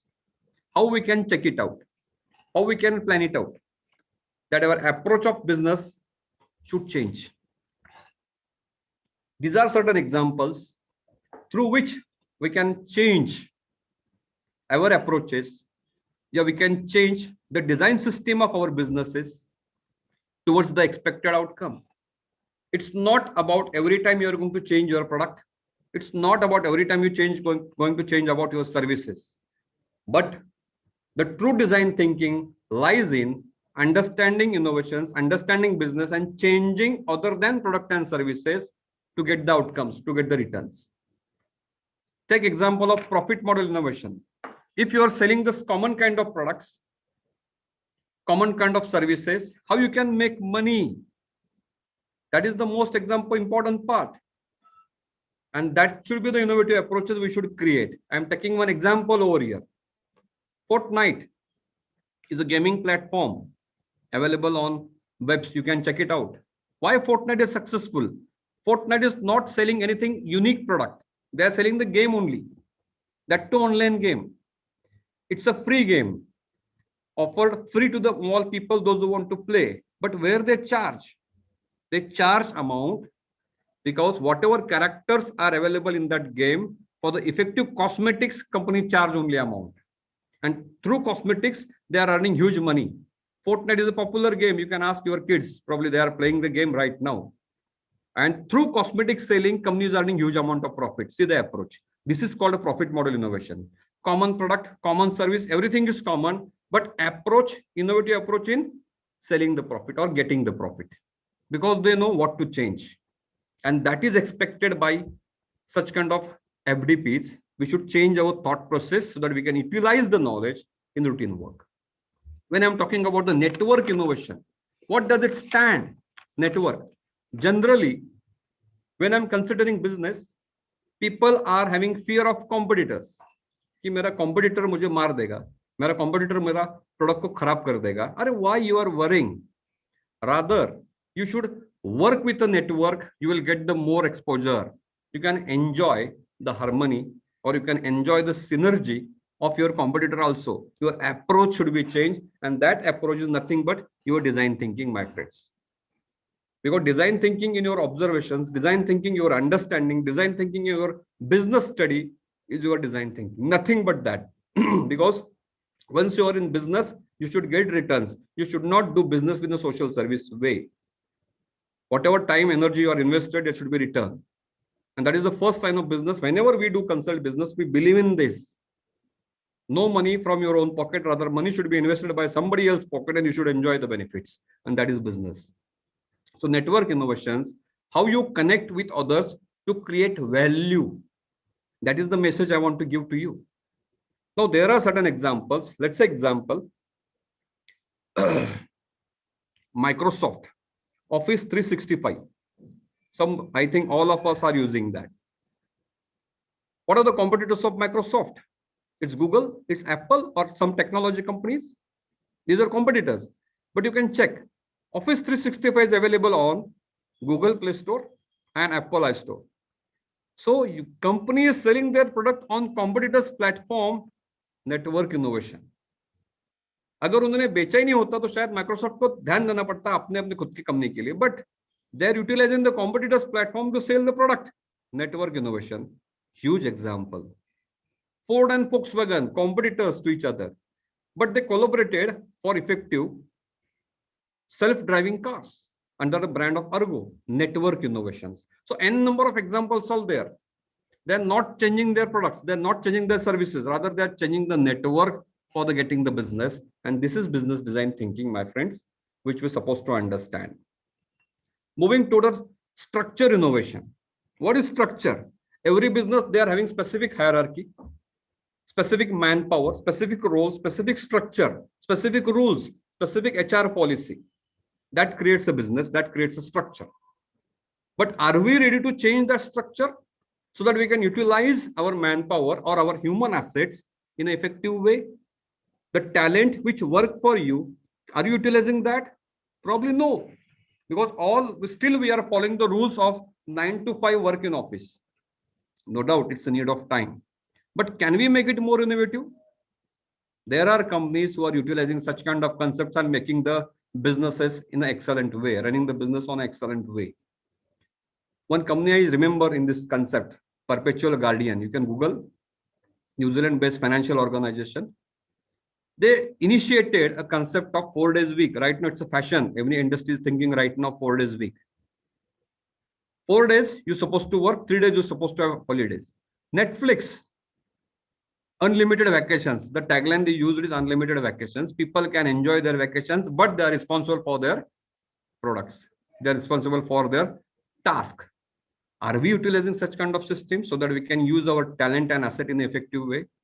Or still we are following the old structure of time? 10 minutes later, 10 minute ka salary cut hoga, half day lagega, leave without pay lagega. What is this concept? Are we modernizing our thoughts? Probably no. Then do we have a right to say ourselves as an innovator? Probably no. Change the approach. Change the same thing for the businesses. Change the structure, whatever industry you're working right now, or train it so that you can utilize the human talent, brain, assets in an effective way. And that is structure innovation, my friends. Many times, new startup people don't have much capital to get their own physical infrastructure. You must have heard about the company WeWork. They rent the offices to the young entrepreneurs in a cost-effective way. Structure innovation. This is also kind of business. What business they are having? They are selling just rented platforms. Structure innovation. Excellent design of business. Process innovation. When I'm moving to the process innovation, what is process actually? In what kind of USP you are utilizing yourself to make your company more progressive? Process innovation. Very simply. No product, no service, nothing about all these two parts, but developing business with excellent process, and that is design concept, my friends. You know what processes you're working, how you're going to modify the processes, making the returns, process innovation. Taking example, simple example. Alibaba.com, you are aware about, famous company by Jack Ma. Jack Ma initiated a concept that you must be aware about, drop shipping. Right now, n number of drop shippers are available on Amazon also, eBay also, Flipkart also. You don't need inventory to be there on the platform. Rather, you should make your presence that you are selling particular items without holding inventory. You can sell it. Process innovation. Tesla Motors, again, I'm taking example. Batteries are important. So Tesla set up their gigafactory, which saves almost 30% cost in battery. Process innovation. Whether it is forward direction, backward direction, doesn't matter. We generally teach our students about diversification, integrations, forward integration, backward integration, process innovation. This is nothing but process innovation. You are improvising your process for your effective business plans. Amazon, from cloud to web service, you can check the journey. Process. This is nothing but process, my friends. And this process, if you are going to study, it's going to help you to plan out the businesses through which you are going to guiding or given guidance to the students. Product performance. When it comes to the product performance, my friends, you're not going to change your product. Rather, you're going to change the performance of your product. That matters. Generally, we believe in changing the product, modifying the product. Nobody thinks about improving the performance of a product. Let's say example, you're utilizing a mobile phone. What many features you are using it? Some features probably you're not aware of. So can we improve the performance of the same product by removing the unnecessarily part? Anything, product performance. I'm recognizing one name in this process of product performance. Gorilla Glass. Any mobile you are purchasing, you are going to use the Gorilla Glass. Now, why Gorilla Glass is still recommended by many companies? Why people believe on Gorilla Glass? Because of performance. Now, how company made the performance excellent? That we're supposed to understand. It's just a glass, simply they are selling out. But the way company tested it, it makes the difference. Gorilla Glass specifically tested by companies by several times. When they launched the product specifically, it was tested from the distance of 5 feet. अगर 5 feet से मेरा mobile गिर जाता है तो कब फूट जाता है? It's a testing. Later they realize that generally phones are kept in hand or kept in pocket. उसका डिस्टेंस 3 फीट है. तो 3 फीट डिस्टेंस से कितनी बार अगर फोन गिरेगा तो फूट जाएगा. Performance. And they created n number of tests. That's why Gorilla Glass has been recommended by many companies. Whatever brand you are going to purchase, generally Gorilla Glass लगाते हैं हम लोग. Product performance. Simply, my friends, a Raspberry Pi, unique concept launched by the UK-based company. You can make your own computer at low cost. Product performance. Great example, my friends. Nothing about product, nothing about service. It's about utilizing the techniques, utilizing the creativity about your product. Same applicable to the service innovations. How you are offering services to the customer. That makes you different. हम जाते हैं DMart, Big Bazaar, Star Bazaar, any organized bazaar. We used to purchase it. We used to, again, having an issue over there, standing in the cash payment queue. Do we find a solution for that? If you are finding a solution, that comes under category of service innovation. What kind of services you are offering to the customers? That is the great example. One Chinese-based company has created one app. Newton Dimpang is the name of the company specifically. In India, if you want to see a movie, you're supposed to download the Book My Show. If you want to food order, download Zomato. If you want to book a car, download Ola. N number of apps. China company created only one app, which is serving N number of queries. N number of connectivity is there. Almost 50 lakh small retailers are connected in this platform. And you can access through one app. Service innovation, my friends. Nothing like that. So, when we are talking about such kind of things, whether it is product system, whether it is channel innovation,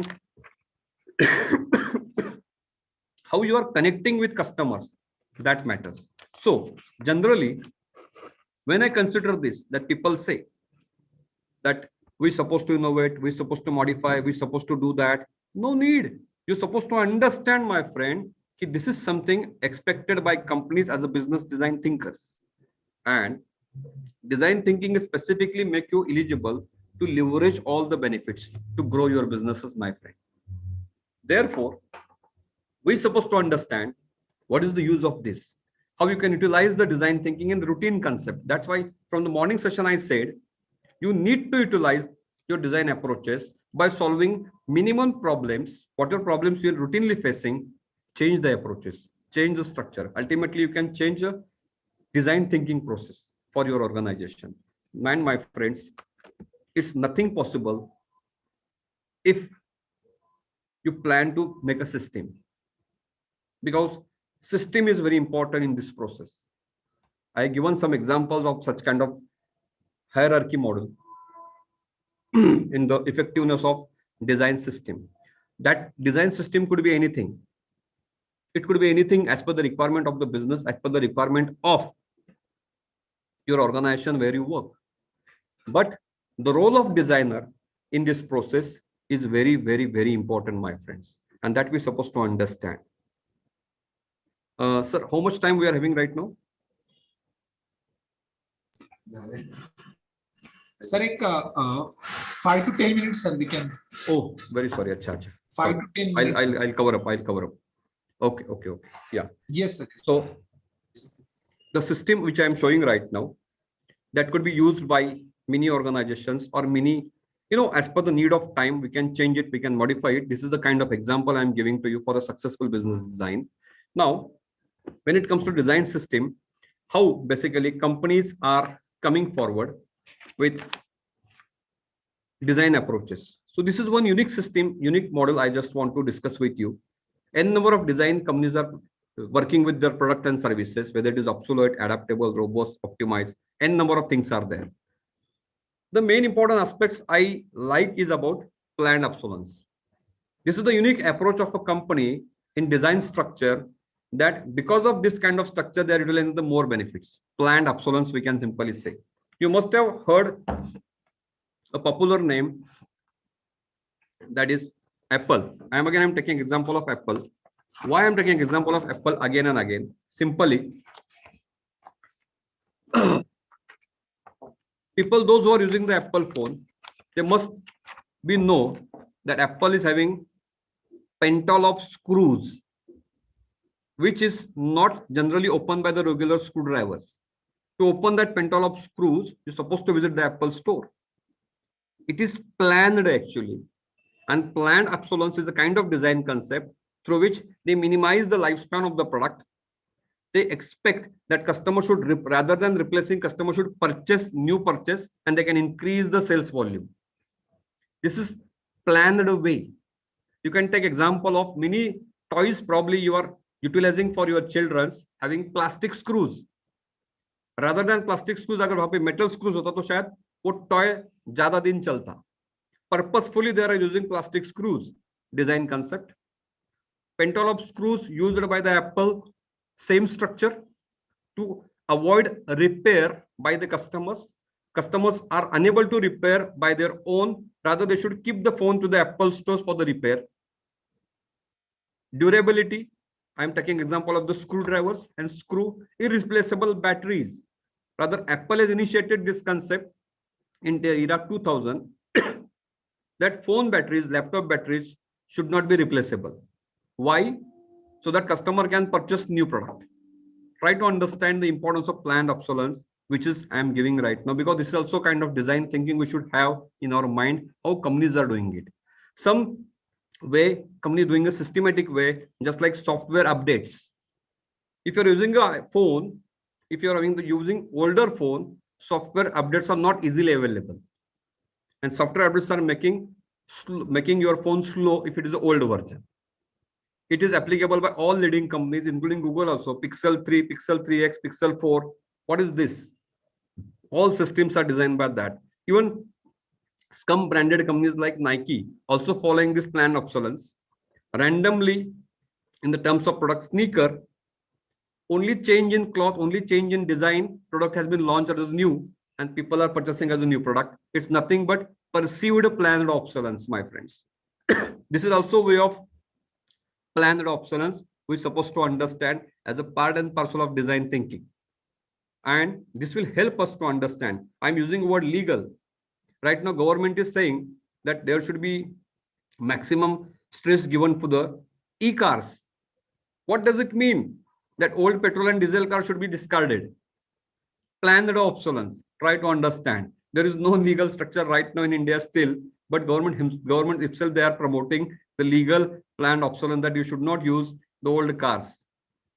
People can use, but e-cars has been given out the stress. So while doing all these things, while working on the different domains, we should not forget the design risk also. Because as a professional, you should be equally aware about what kind of risks are associated once we are going to work with this. I am definitely going to share this PPT to all of you so that you can study at your end when it comes to the design risk and certain things, because I'm having a very less time. So that's why I'm not going to stress more upon this risk part. Rather, I'm moving further to plan out this business designs and business plan out. We should have hierarchy approach of hierarchy. Hierarchy is given in the diagram. Hierarchy also given. Hierarchy is the important part which creates more team-oriented works, my friend. This is the simple example of hierarchy and hierarchy. Hierarchy works with skills. People having the similar skills, people having the similar passion are need to be grouped together. And then only effective business plans are modified. Effective business plans can be chalked out and can be justified. So when it comes to the creative part, when it comes to the innovative part, when it comes to the approach of a company, approach of a business, approach of organizations towards upliftment of whatever service and products they are offering, it should be according to that important parameters, what you can see as a creative and optimum part. You should not forget about this, because anyhow, after completing this kind of FDP, you can start your own consultancy part to the mini business domains, or you can guide your students also. So train your students that everything should be outcome oriented. As if I'm taking example of a tree, the base, root, trunk, and the leaves. All these parameters you can compare with this design approach. If your designs approach in terms of vision, value, capability, resources are excellent, automatically you can grow your tree like, it can touch to the sky. And ultimately, when it grows, the strategies makes company successful. And that strategy is nothing but your approach in terms of business designs, so that you can enjoy the fruits of marketing, selling, and other outcomes. Very simply, my friends. So businesses, again, dealing with all kind of approaches that I'm skipping right now, because I'm going direct to the models. What models we're supposed to understand as the important models? It should be the independent business model, in my opinion, which makes your business successful, which makes you eligible, which makes you to plan out the things effectively. Business systems should be independent, and the role of a business designer in creating this is very important as independent systems, which I haven't seen in many businesses. Businesses talks more about innovation, businesses talks more about design thinking, but when it comes to their own organization, they don't have. This is something we are lacking actually. We should not consider it as a creative collaboration between teams. We still follow the same old structure, traditional models, and that's why there is a problem in this domain, my friends. Considering your business expertise knowledge, business architecture knowledge, this kind of structure, this kind of part, we're supposed to understand, because businesses expect the returns. And that return can be given only if you plan these things. We can architect the things in a synchronized way. Equal importance should be given to all the important parameters. In generally case, this is most time neglected by the business organizations, even though it's a startup or even though it's an existing business. The way and the approaches are lacking. That's why probably more number of startups are failing in India.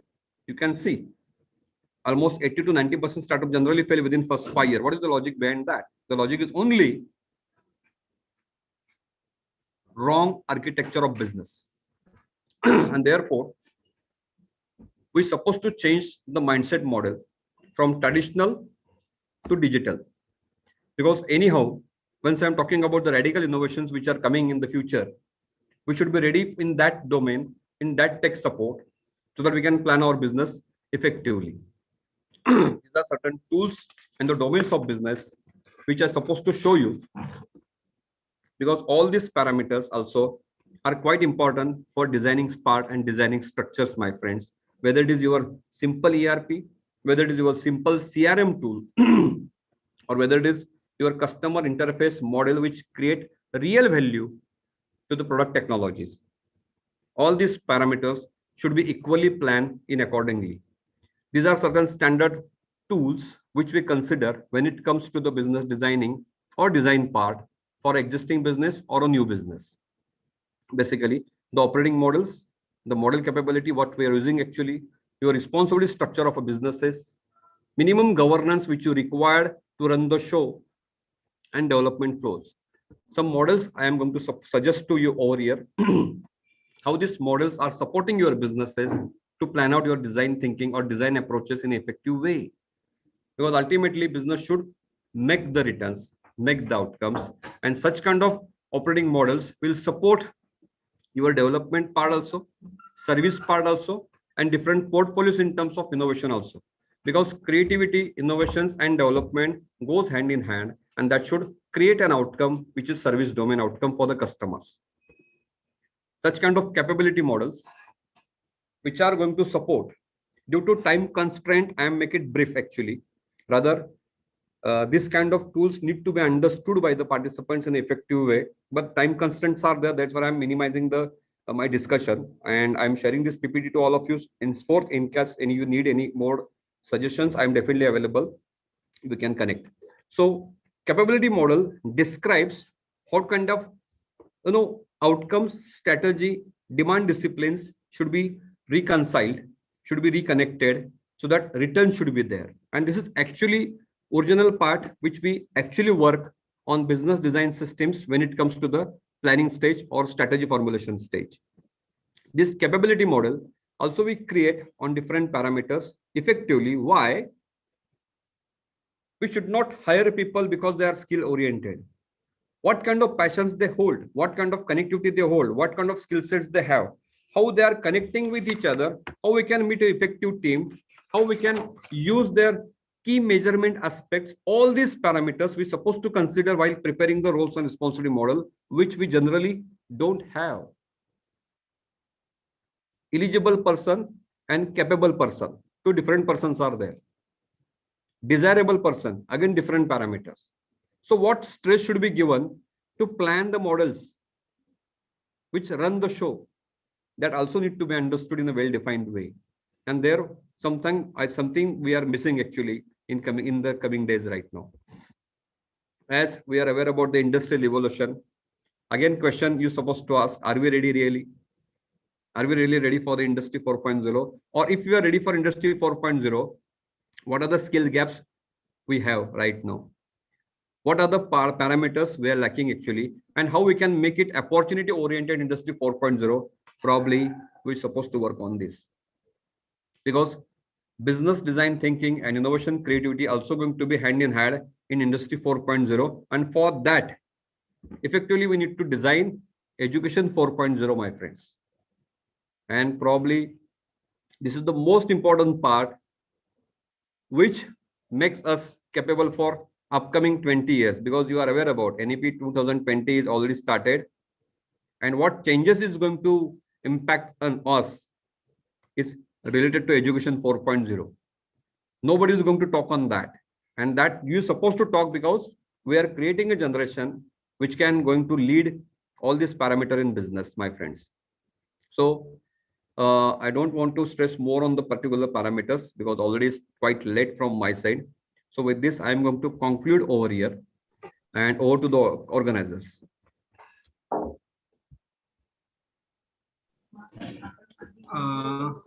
Is there any question from the participant?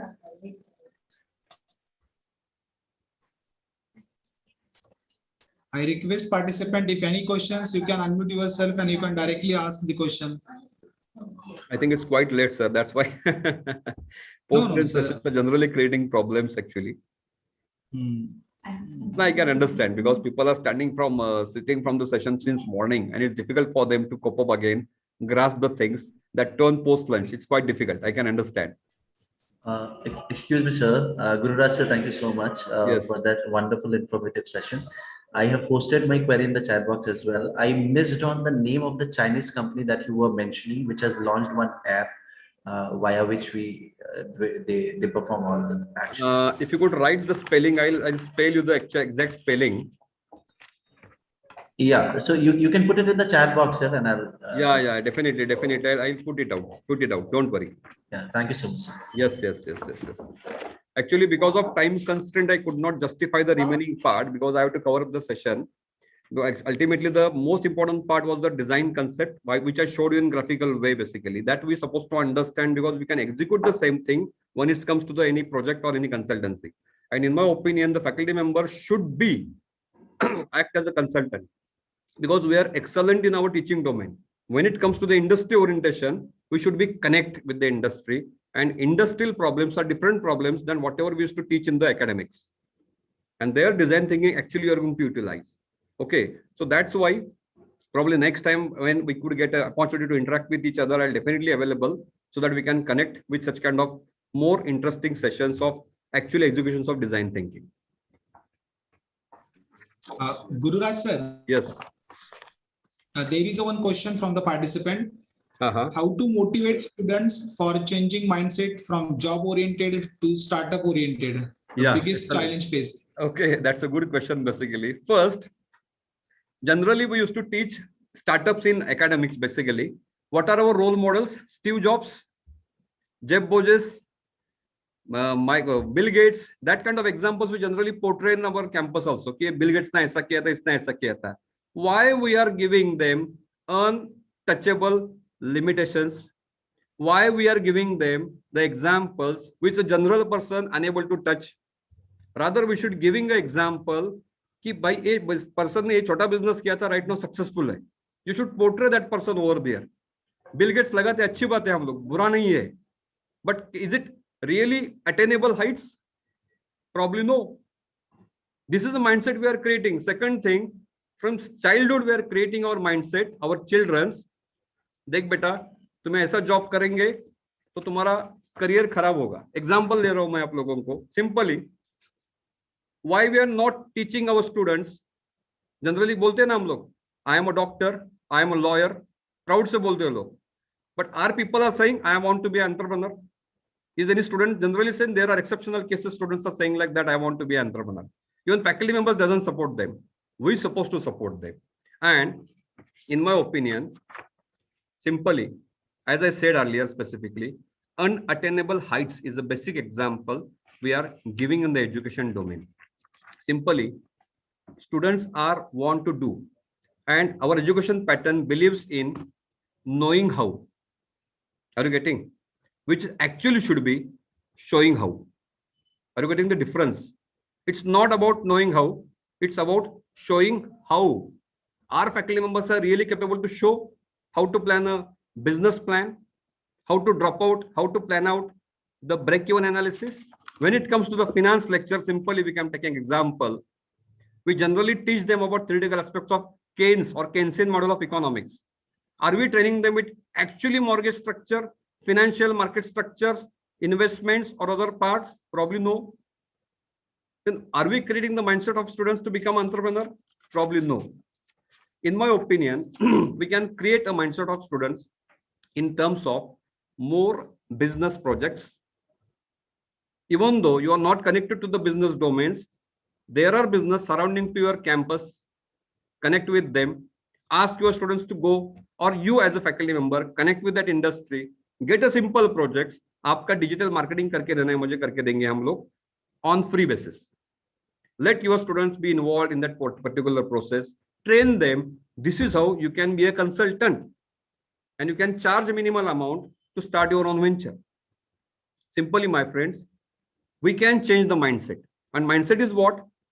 Ultimately, students are not aware about. एक basic question student के मन में रहता है, we don't have money to start my business, sir. मुझे business करना है, but पैसा नहीं है. And this is a common example, common answer students are giving, which is actually wrong. No need of money if you want to start a business. If you have an excellent idea, even though it's a common idea, let's say example, if you want to start a tea stall, that can be converted into a business, because many times institutions supports the students by funding. Many times government are having different schemes under PMEGP, CMEGP, different schemes under ATAL innovation schemes, through which students can get an amount of money and students can form their businesses. But what is the problem? Faculty members are not aware about such kind of schemes because they're actively involved in the routine activity, whatever given by the NAC and NBA. And in our opinion, we are doing the NAC and NBA accreditation means we are excellent. It's nothing like that. Accreditation is important. But what is the most important? You are creating a generation. If generation is becoming the entrepreneur, automatically is going to boost our economy. Nobody thinks for that.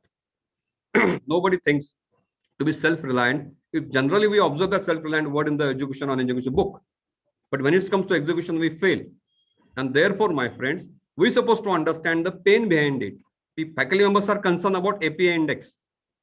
मेरा API index बढ़ना चाहिए, research paper होने चाहिए, मेरा PhD होना चाहिए. Can we translate that PhD in actually project? Can we have the patent? Can we utilize the research paper actually for the development of an industry? Nobody thinks for that. And this is what I want to change our design approaches, our brain approaches for the effective utilization of knowledge.